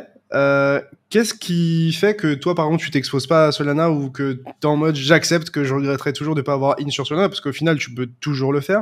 Est-ce qu'il y a peut-être des barrières psychologiques ou des choses que tu vois sur Solana qui font que toi, t'arrives pas à investir dedans? Bah, en fait, la réalité, c'est que je suis exposé sur certains bails déjà sur différentes blockchains et c'est des trucs que je garde. Encore une fois, comme je te dis, je gardais mes bagues sur les différentes blockchains et sur différents protocoles et je m'expose très rarement à d'autres projets, on va dire. Je suis surtout ce qui se passe dans certains écosystèmes et pour le coup, je suis très éloigné de l'écosystème Solana parce que moi, je surnommais cette blockchain la blockchain de Sam, Bankman-Fried. La C'est plus le blockchain de cas. FTX, etc. Non, c'est plus le cas. Ça, pour le coup, je suis d'accord et ce n'est plus le cas aujourd'hui. Mais je t'avoue que je pense que c'est un peu d'un côté par flemme de ne pas dig à nouveau tout un projet, de comprendre réellement ce qui est possible de faire dessus, etc. Je comprends Solana, je sais que c'est rapide, je connais certaines statistiques, je suis ce qui se passe dessus, mais de loin. Et en fait, c'est aujourd'hui la seule raison de pourquoi je m'expose pas à cet écosystème. La réalité, c'est juste ça, c'est que je ne suis pas assez et que je trouve que aujourd'hui, Solana, c'est tout un écosystème. Et contrairement à d'autres blockchains comme Aptos ou Sui, où je pense que si tu as du retard, tu peux rapidement rattraper. Mais par exemple, sur Solana, tu as le Backpack qui était sorti, qui était un protocole incroyable. Et je me rappelle, on était ensemble quand c'était sorti, c'était à Solana Ouais. Breakpoint Ils en avaient lancé novembre. leur NFT en plus. Maintenant, c'est à pomme de zinzin. Hein. Je suis Ouais, choqué. Mais là, ils lancent un exchange d'ailleurs. Hein. Ils ouais. lancent le Backpack Exchange. Par contre, t'es obligé de te KYC pour faire quoi que ce soit, de mémoire. Mm. Mais est-ce qu'ils sont pas en train de bâtir l'exchange Solana par excellence ou est-ce que c'est une manière justement de s'ouvrir à d'autres écosystèmes? Ça, j'ai pas la réponse. J'ai pas tout suivi sur ce projet-là. Mais Je sais pas, non, je t'avoue, ouais. je connais pas assez le projet, mais je trouve que ce que Solana font, c'est une bonne chose. Mais je trouve qu'aujourd'hui, ça reste quand même assez réservé à la communauté de Solana. Je trouve encore, personnellement. C'est un autre Hmm. wallet, c'est un autre wallet, c'est d'autres protocoles. En fait, ça revient sur ce que je te disais juste avant, et c'est aussi pour ça que je n'utilise pas. Mais par exemple, aujourd'hui, si tu veux utiliser Aave, tu ne peux pas le faire sur Solana. Si aujourd'hui, tu veux utiliser certains protocoles DeFi, bah, tu dois passer par un équivalent sur Solana de ces protocoles-là. Tu Mais dois est-ce que c'est utiliser un vraiment autre ça wallet. qui apporte de la valeur ou ce pourquoi les gens enfin, détiennent leurs clés privées ou interagissent, etc. Tu vois, enfin, moi personnellement, j'utilise genre zéro les AAV, les Compound, les Makers, tous ces trucs-là. J'en Ben ai moi, c'est tout vraiment l'inverse, tu rien à vois. faire. Tu vois, moi, j'en ai vraiment rien à faire parce que je suis en mode, pourquoi j'irais loquer des assets et prendre un risque pour genre choper un rendement qui n'est pas significatif et que j'aurais de toute manière en restant exposé au marché, en fait. Genre, je suis en mode, pourquoi prendre 10, 15 ou 20% en plus et genre prendre des risques pour, dans tous les cas, enfin, pour au final, genre, enfin, je vois pas l'intérêt de prendre ce risque supplémentaire pour le yield que ça donne alors que je peux juste être genre exposé en crypto et peut-être faire x10 sur un cycle, tu vois. Ouais, mais en fait, encore une fois, je pense que c'est une question de vision. C'est aussi ça le truc, c'est que ben, des fois, il y a des gens qui vont préférer garder de l'Ether et prendre 20% sur de l'Ether plutôt que d'aller investir sur Aptos et prendre un x3 sur Aptos. Ouais, après, t'as quand même genre le risque genre de genre mettre ton Ethereum en collatéral pour gratter 20% et perdre tes Ethereum s'il y a une dinguerie qui arrive. Mais c'est pour ça, en Enfin, fait, le risque les zéro n'existe protocoles, pas. bien sûr, mais le risque, il se multiplie en fonction des protocoles. Et c'est pour ça que je te dis, d'un Quelqu'un côté, me dit, tu on vas n'est pas avoir. tous traders. Mais là, Mais c'est là, on même parle pas pas une de question de trading, là. trading. Ouais.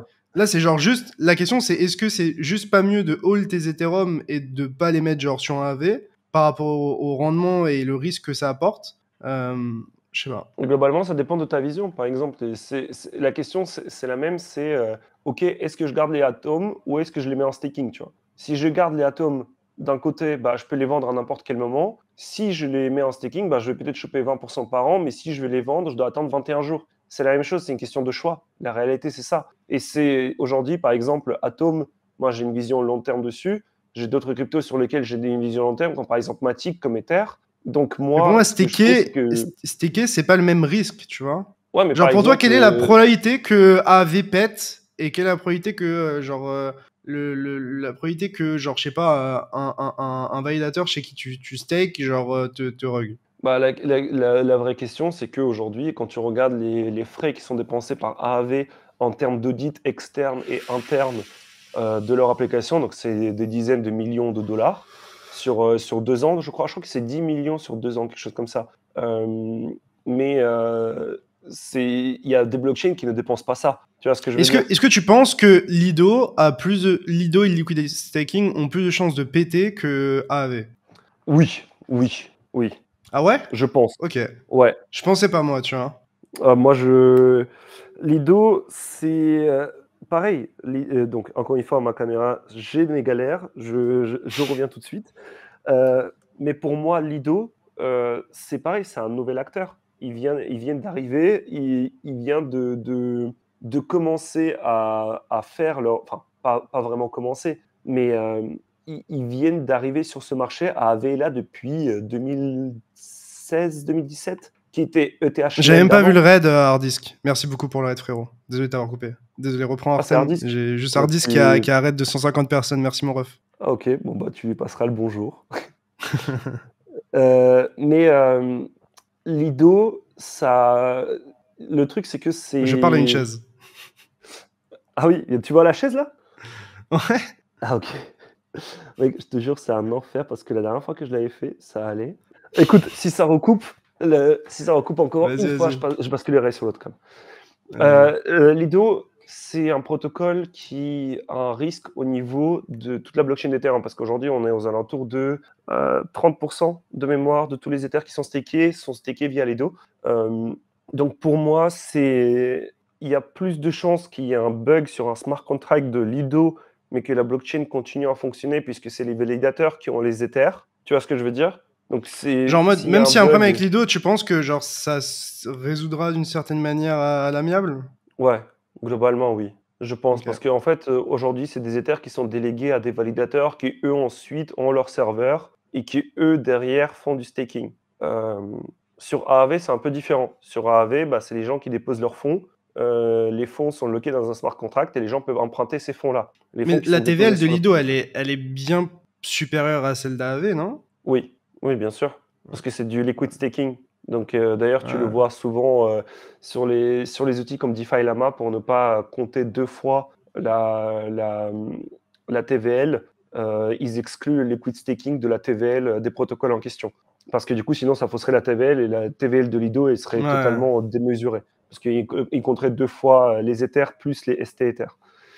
Donc, moi, personnellement, je trouve que c'est, encore une fois, on revient sur la question de choix. Est-ce que tu préfères hold du spot, ce qui est généralement la meilleure des solutions pour les gens qui ne sont pas tous les jours sur ce marché?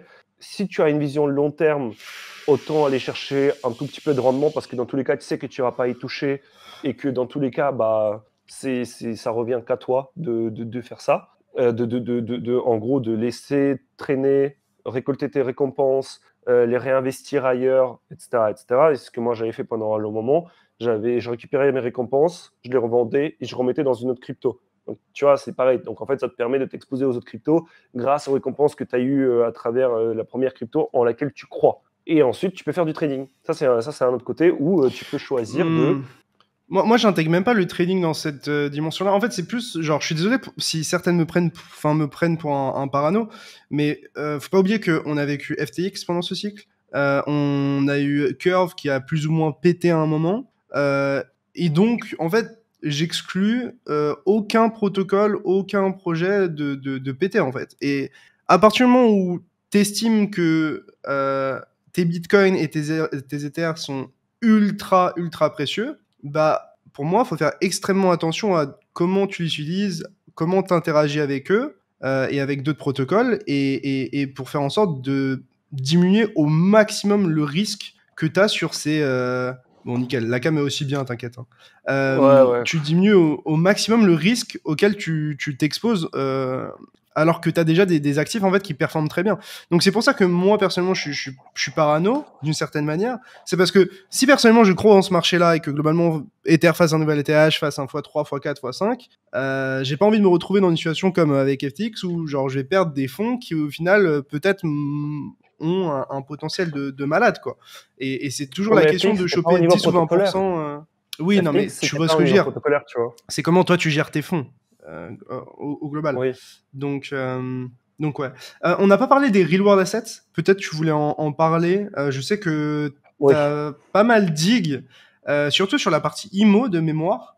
Est-ce que, ouais, quelles sont tes perspectives sur les real world assets? Est-ce que pour toi c'est surcoté? Est-ce que pour toi c'est sous-coté? Et quelle place tu vois pour les real world assets sur ce cycle?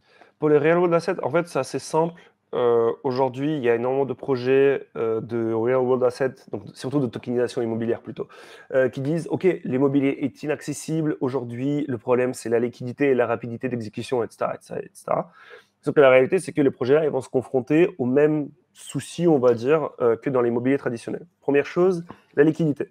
Si aujourd'hui, tu n'as pas assez de tokens dans une pool de liquidité pour que tout le monde puisse sortir au prix réel du token, à part si tu le rachètes, mais en fait, ta liquidité que tu promets, elle n'est pas présente. Tu peux te Première chose. dépeg en fait d'une certaine manière.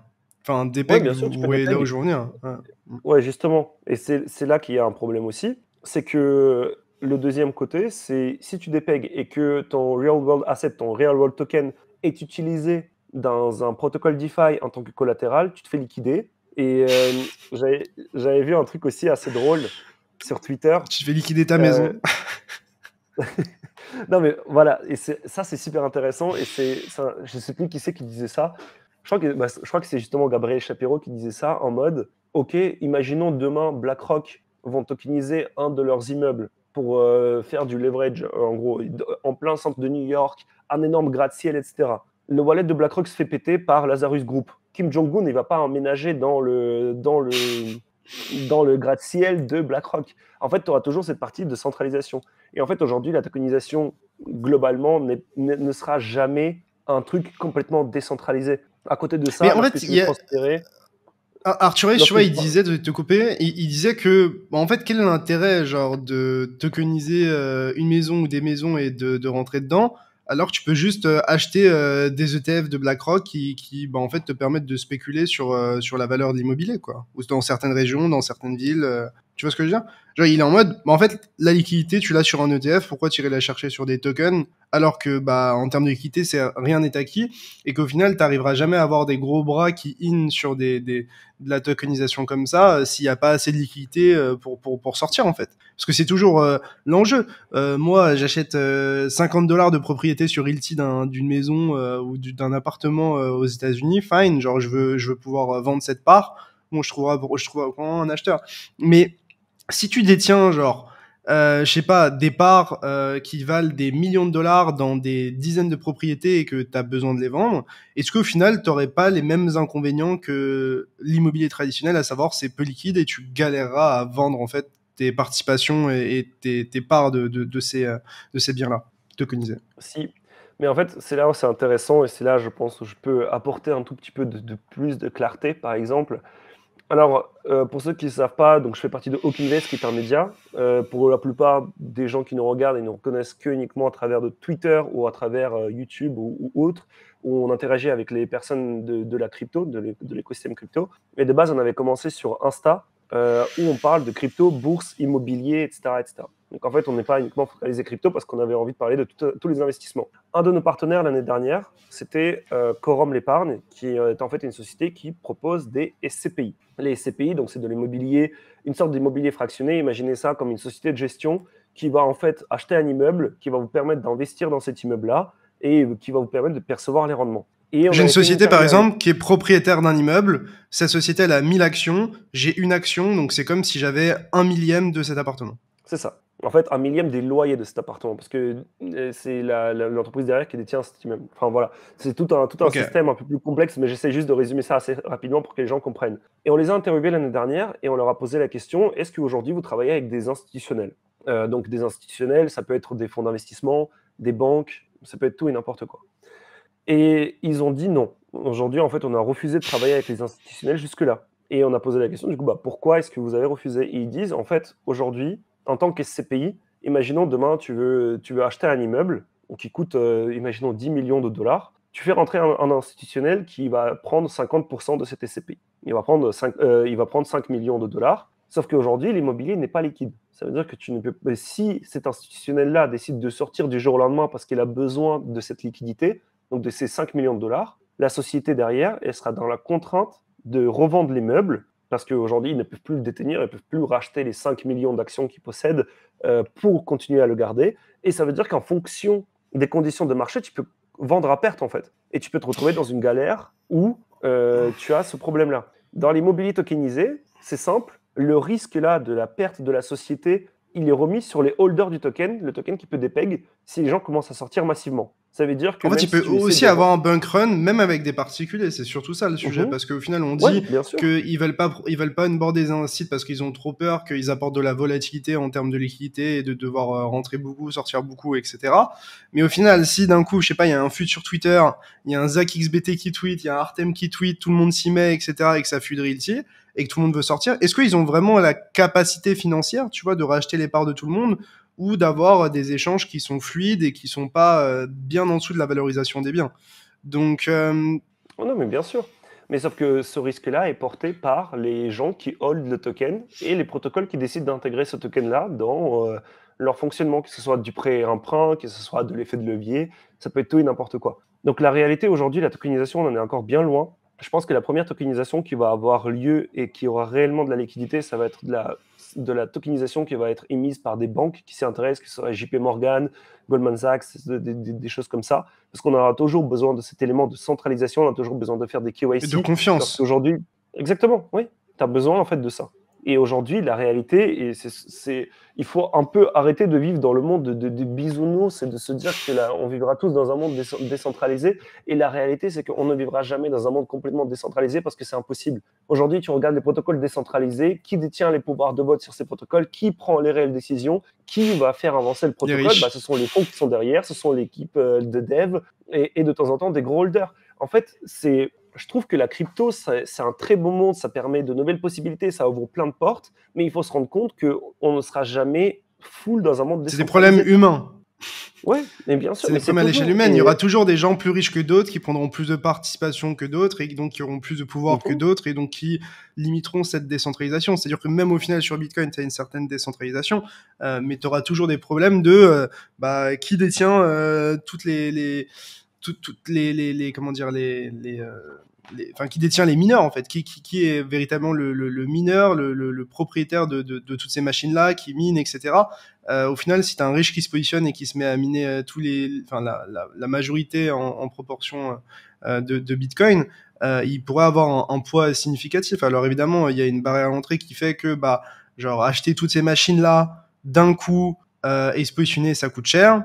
Euh, Surtout que en fait la production de ces machines-là est assez limitée, donc il faudrait probablement plus les racheter à quelqu'un que les acheter à un fournisseur comme Mmh. Bitmain, mais voilà. Oui, bien sûr, bien sûr. Mais c'est, je t'avoue, la tokenisation, je ne suis pas forcément en fait, de base, je ne suis pas forcément, ultra enthousiaste en ce moment sur le marché crypto et sur les choses qui se passent. Je pense qu'on a encore beaucoup de chemin à faire et je pense qu'il y a énormément de changements qui vont arriver encore dans les années qui viennent dans notre écosystème et on le voit de plus en plus.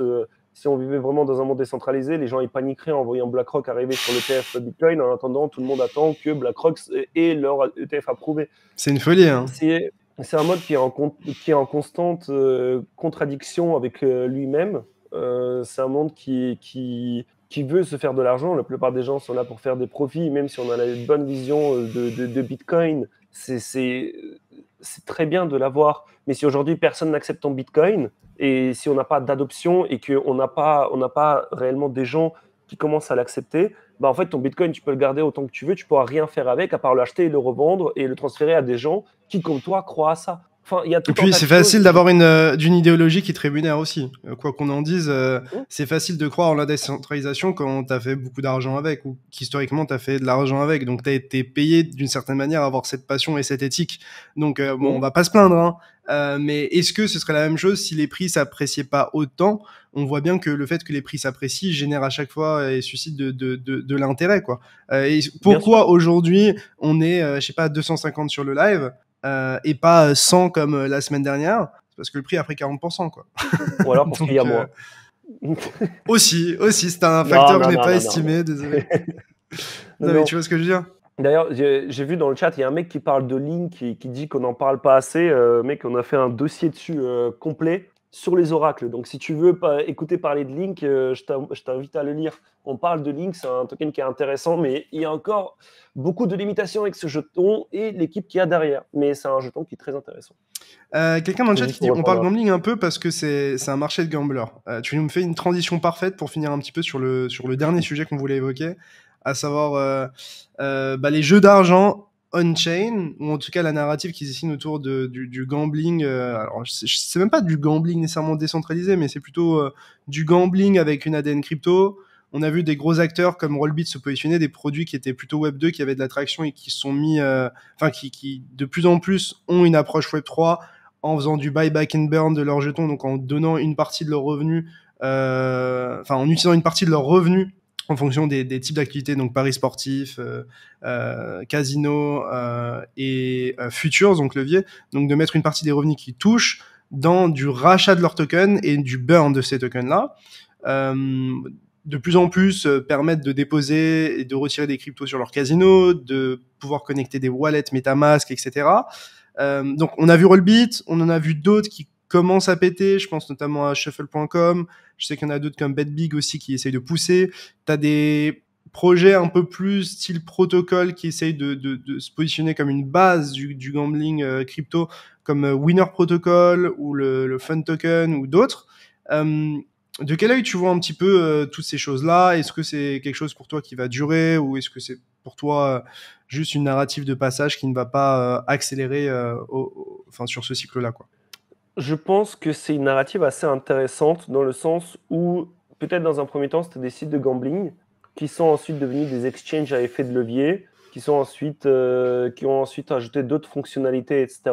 Je pense que ce sont des choses qui sont intéressantes à observer dans le sens où, d'un côté, on a la régulation qui tombe sur tous les exchanges comme Binance, Bybit, BitGet qui va, je pense, y passer aussi. Kraken qui s'en foutent un peu et qui attendent d'avoir Mika pour se positionner en Europe, etc. Je pense que c'est assez intéressant de voir ces casinos-là se tourner vers le trading décentralisé lorsqu'il y a tous ces problèmes-là qui ressortent. Je pense que c'était un bon pari à prendre et je pense qu'ils ont réussi leur pari, surtout Rollbit, qui eux ont quand même pris le lead avec un budget de marketing de fou furieux, en signant énormément de personnes, d'influenceurs, de toutes ces choses-là. Je pense que c'est une narrative qui est intéressante à explorer actuellement. Pourquoi actuellement?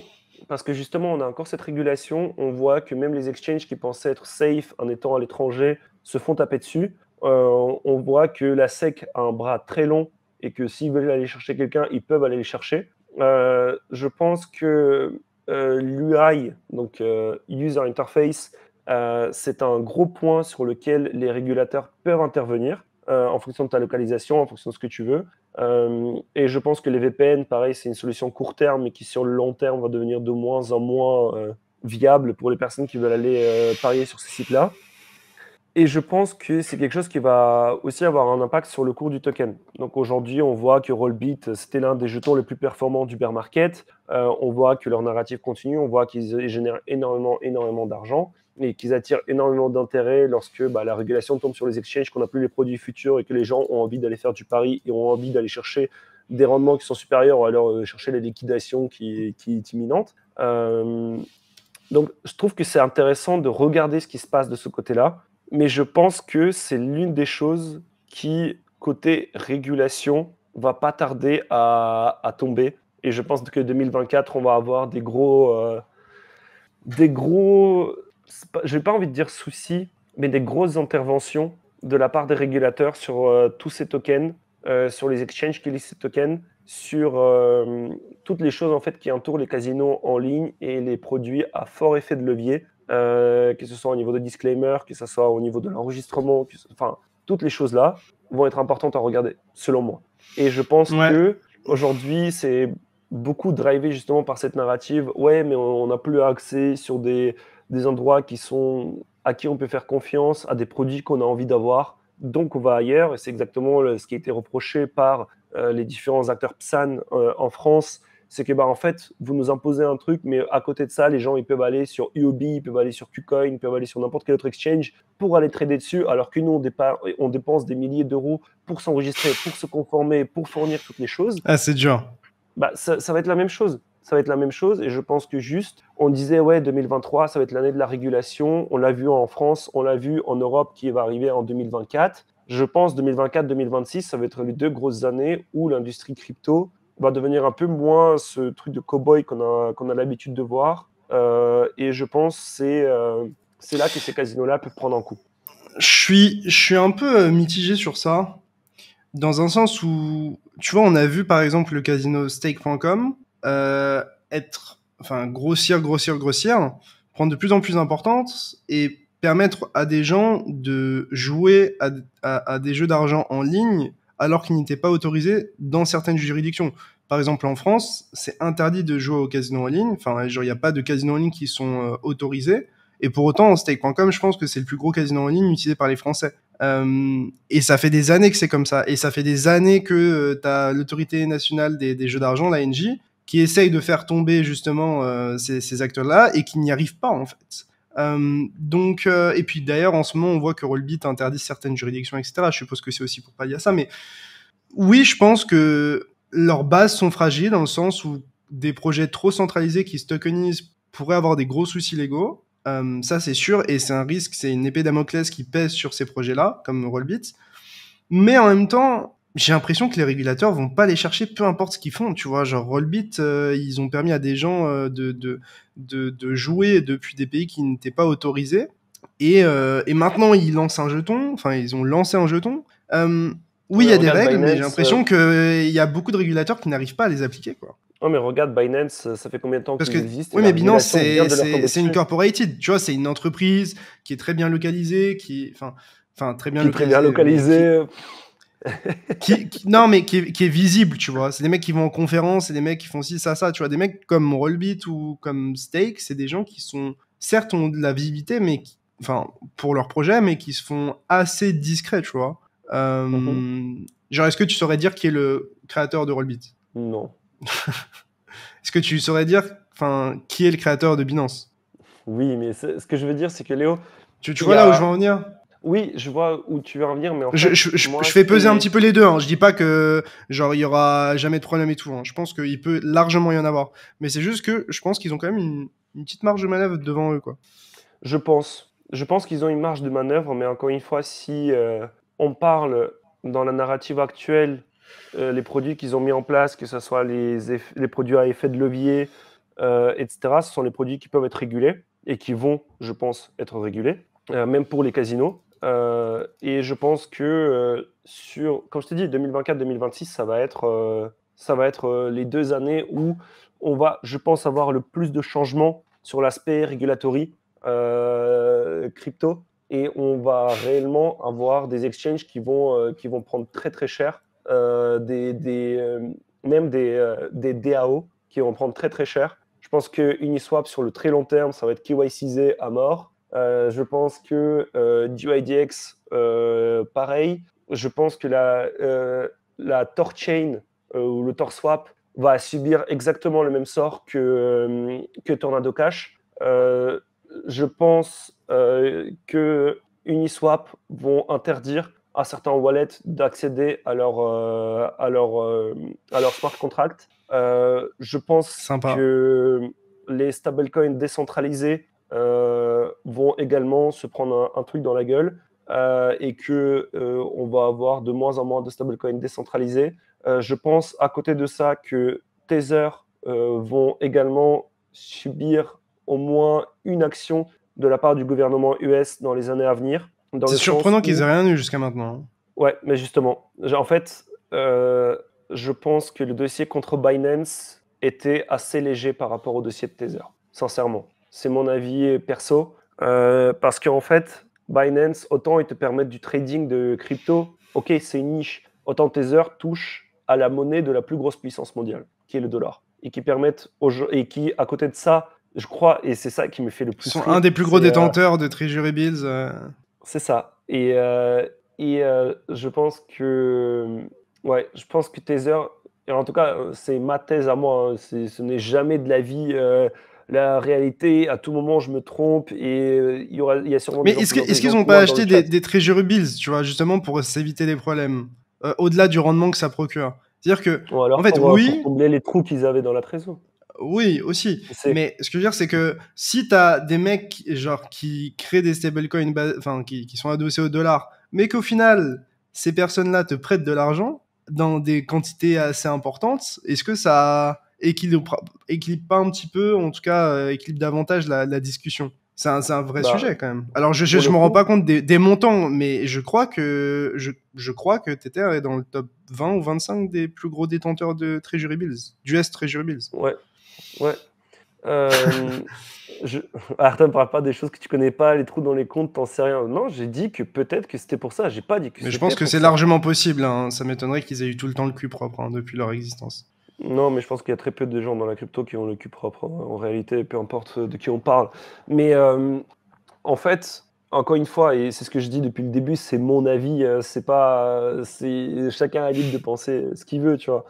Mais je pense que lorsque tu proposes un stablecoin dollar, c'est comme si tu imprimais de l'argent et en réalité, c'est quelque chose qui est réservé à la banque, enfin à la Fed pour le coup, d'imprimer de l'argent, d'imprimer du dollar, de faire ce qu'ils veulent avec la monnaie. Euh, Si on se rend compte que Tether a imprimé des Tethers qui n'étaient pas backés par du dollar, bah là c'est autre chose. En fait, ils prennent un peu le rôle de la Fed d'imprimer de l'argent qui n'existe pas et qui n'est backé par rien du tout. Euh, donc je pense que ça va être ça, c'est l'une des choses que je regarde le plus, Tether et leur déboire potentiel. Et c'est quelque chose que j'attends avant que le prochain bull run commence. Parce que la majorité aujourd'hui des échanges crypto se font en USDT. Donc aujourd'hui, si l'USDT prend un coup, je pense que le marché peut prendre un plus gros coup que si Mais Binance tombe.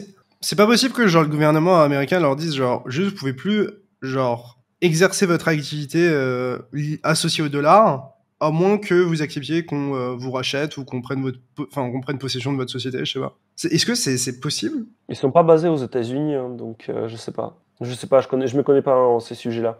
Parce que je pense qu'il va y avoir un C'est possible, stablecoin qui va mais être cul et chemise avec le gouvernement, hein. On pense bah, notamment à l'USDC. Circle avec le SDC. Ouais, bien sûr. Bien sûr, Qui mais a c'est ce que je pense. notamment des licences qui permettent de le faire et qui aura très peu d'élus. Et je pense que c'est le jeu auquel Circle essaie de jouer. Ça, je pense que c'est une chose qui va être intéressante. S'il y a une licence pour émettre un stablecoin dollar, là, ça va être intéressant. Mais encore une fois, je ne pense pas que ça va être un acteur natif crypto qui va l'avoir en premier. Tout comme pour l'ETF. Et ça, c'est l'une des théories que j'ai. Encore une fois, ça ne tient qu'à moi. Je ne dis pas que ça va arriver comme ça. Aujourd'hui, on a à peu près 10 demandes d'ETF spot, donc 9 demandes de la part Même des 15, acteurs institutionnels. 12. Ouais, 12 peut-être, ouais. Il y a un seul acteur natif crypto dedans, qui est Grayscale, et je ne pense pas qu'ils vont l'avoir en même temps que les autres. Je pense que la plupart des ETF vont être approuvés en même temps pour éviter la concurrence, et je pense que Grayscale va être approuvé après tout le monde. Parce que la SEC, Ce serait triste. Hein. ouais, ce serait triste, mais à côté de ça, est-ce que Grayscale ont le cul propre? C'est aussi une question à se poser. Aussi. Et je pense que si on creuse un peu, il y a des choses qu'on peut retrouver qui sont assez intéressantes par rapport à ça. Bah écoute, je pense qu'on a traité pas mal de sujets. J'espère que le live vous a plu, les potes. Peut-être un petit mot de la fin, Artem, un truc auquel tu penses, Que je dois faire ma pub ou... que t'aimerais. Bah, tu peux faire ce que tu veux. C'est ton moment. Bah attends, il faut que je fasse de la pub pour Hawk, donc OAK-FR sur Twitter, oak.invest sur Insta, Hawk Invest sur YouTube. Vous pouvez aller voir tout ce qu'on fait, c'est cool. Si vous allez le faire, on parle de la crypto, de la bourse, de l'EMO, on parle un peu de tout sur un peu toutes les plateformes. Chaque contenu est adapté à chaque plateforme. Voilà, donc si les gens se sont intéressés, s'ils ont trouvé que ce live était cool, allez voir ce qu'on fait, sachant qu'on a également une vidéo qu'on tourne avec Léo tous les 6 mois, qui fait partie du Media Merge, qui ne sera a priori pas là pour celui-là, mais donc on rassemble les médias comme Journal du Coin, Cryptost et Coin Academy pour parler de ce qui s'est passé dans les 6 derniers mois, donner notre opinion, regarder un peu ce qui s'est passé sur le marché. Donc ce sont des choses qui sont assez cool, qu'on essaie de faire avec les acteurs de l'écosystème. Et encore une fois, merci Léo de l'invitation. Et pour un mot de fin, je pense, j'ai envie de dire restez curieux, mais c'est une phrase un peu bullshit. Et comme dire faites attention à ce que vous faites, Dior, enfin, c'est des phrases un peu bullshit, mais je pense que dans ce marché, si on a envie de réussir ou on a envie de performer ou d'être réellement passionné par ce marché, je pense qu'il faut regarder le fond et de pourquoi est-ce qu'on est là et de ce qui se passe sur ce marché-là. Il y a énormément de solutions, il y a énormément de bons acteurs dans ce marché, il y a énormément de médias qui soient français ou anglophones, qui ont énormément de talent. Dans les personnes que je pense sur Twitter, les plus qualitatifs que vous pouvez aller suivre, c'est Antoine Cryptic. Donc c'est Cryptic avec tiré du bas, je crois, à la fin, qui fait partie de JDC, qui est l'une des personnes qui, je pense, fait le plus de bien à notre écosystème en France aujourd'hui, et qui écrit pour le JDC, non, je crois qu'il n'écrit plus, mais qui fait partie de l'équipe du Fait JDC. plein de choses. Ouais. Voilà. Allez voir Léo qui interviewe des gens qui sont ultra passionnants comme Arthur Hayes, qu'on n'a pas la chance de voir souvent. Et je pense que c'est important aussi de prendre le temps d'écouter de temps en temps ce qui se passe ailleurs et de reconnaître quand le taf est fait de la bonne manière. Allez regarder le journal Cryptost qui vient de sortir également parce que ça vous permet de soutenir les médias français qui vous informent gratuitement tous les jours. Arrêtez de vous prendre la tête sur Twitter. Peut-être, enfin, c'est des petits conseils de merde, tu vois, mais c'est juste arrêtez de casser les couilles sur Twitter aux gens avec qui vous parlez et prenez pas pour acquis tout ce qu'il y a autour de vous, toutes les informations qui vous sont données. Ne faites pas confiance à tout ce qu'on vous dit, que ce soit sur Twitter ou vos amis ou autres. Même ici. Même ici, essayez de vous renseigner par vous-même de votre côté parce que c'est quand même super important de regarder ce qui se passe et de faire votre propre analyse. Même si c'est une analyse débutante, si vous vous plantez, vous saurez un peu mieux comment la faire par la suite. Aujourd'hui, je pense que c'est la meilleure chose que vous puissiez faire, c'est investir dans vous-même et dans vos propres connaissances. Et pour le coup, moi, je me suis pris plusieurs claques en pensant que j'étais le tout grand génie de la crypto en étant arrivé dans cet univers 6 mois plus tard. Je pense qu'on a toujours beaucoup de choses à apprendre et je pense que même dans ce live, ce qu'on a dit, il y a énormément de choses qu'on peut creuser, où on peut aller également plus loin, mais dans ce cas-là, on passerait des dizaines d'heures à essayer de debunk, à lire des documents, des white papers et tout. Je pense qu'il faut juste, je clôturerai là-dessus, soyez confortable dans vos investissements, dans le sens où si vous voulez faire du trading, soyez confortable avec le niveau de risque que vous prenez. Si vous investissez dans un projet, soyez confortable avec la connaissance du projet que vous avez et comment est-ce que vous allez gérer votre investissement. Et pour finir, ouais, si vous ne sentez pas le marché, n'allez pas dessus. Même si vous passez à côté d'une opportunité, ouais, ça peut être chiant, mais à côté de ça, si vous ne le sentez pas, que vous ne rentrez pas sur le marché, c'est votre et que tout se casse la gueule, bah, c'est votre portefeuille qui vous en remerciera par la suite. Je pense que juste, il faut être confortable dans ce qu'on fait dans la vie de tous les jours, dans nos investissements, et je pense que c'est très rapidement pris pour acquis. Voilà. Je terminerai aussi avec les mots de Arthur Hayes qui a clôturé justement cette interview avec ces mots-là. Don't trust, verify. Merci à tous. Passez une bonne soirée. Tchuss. Salut à tous.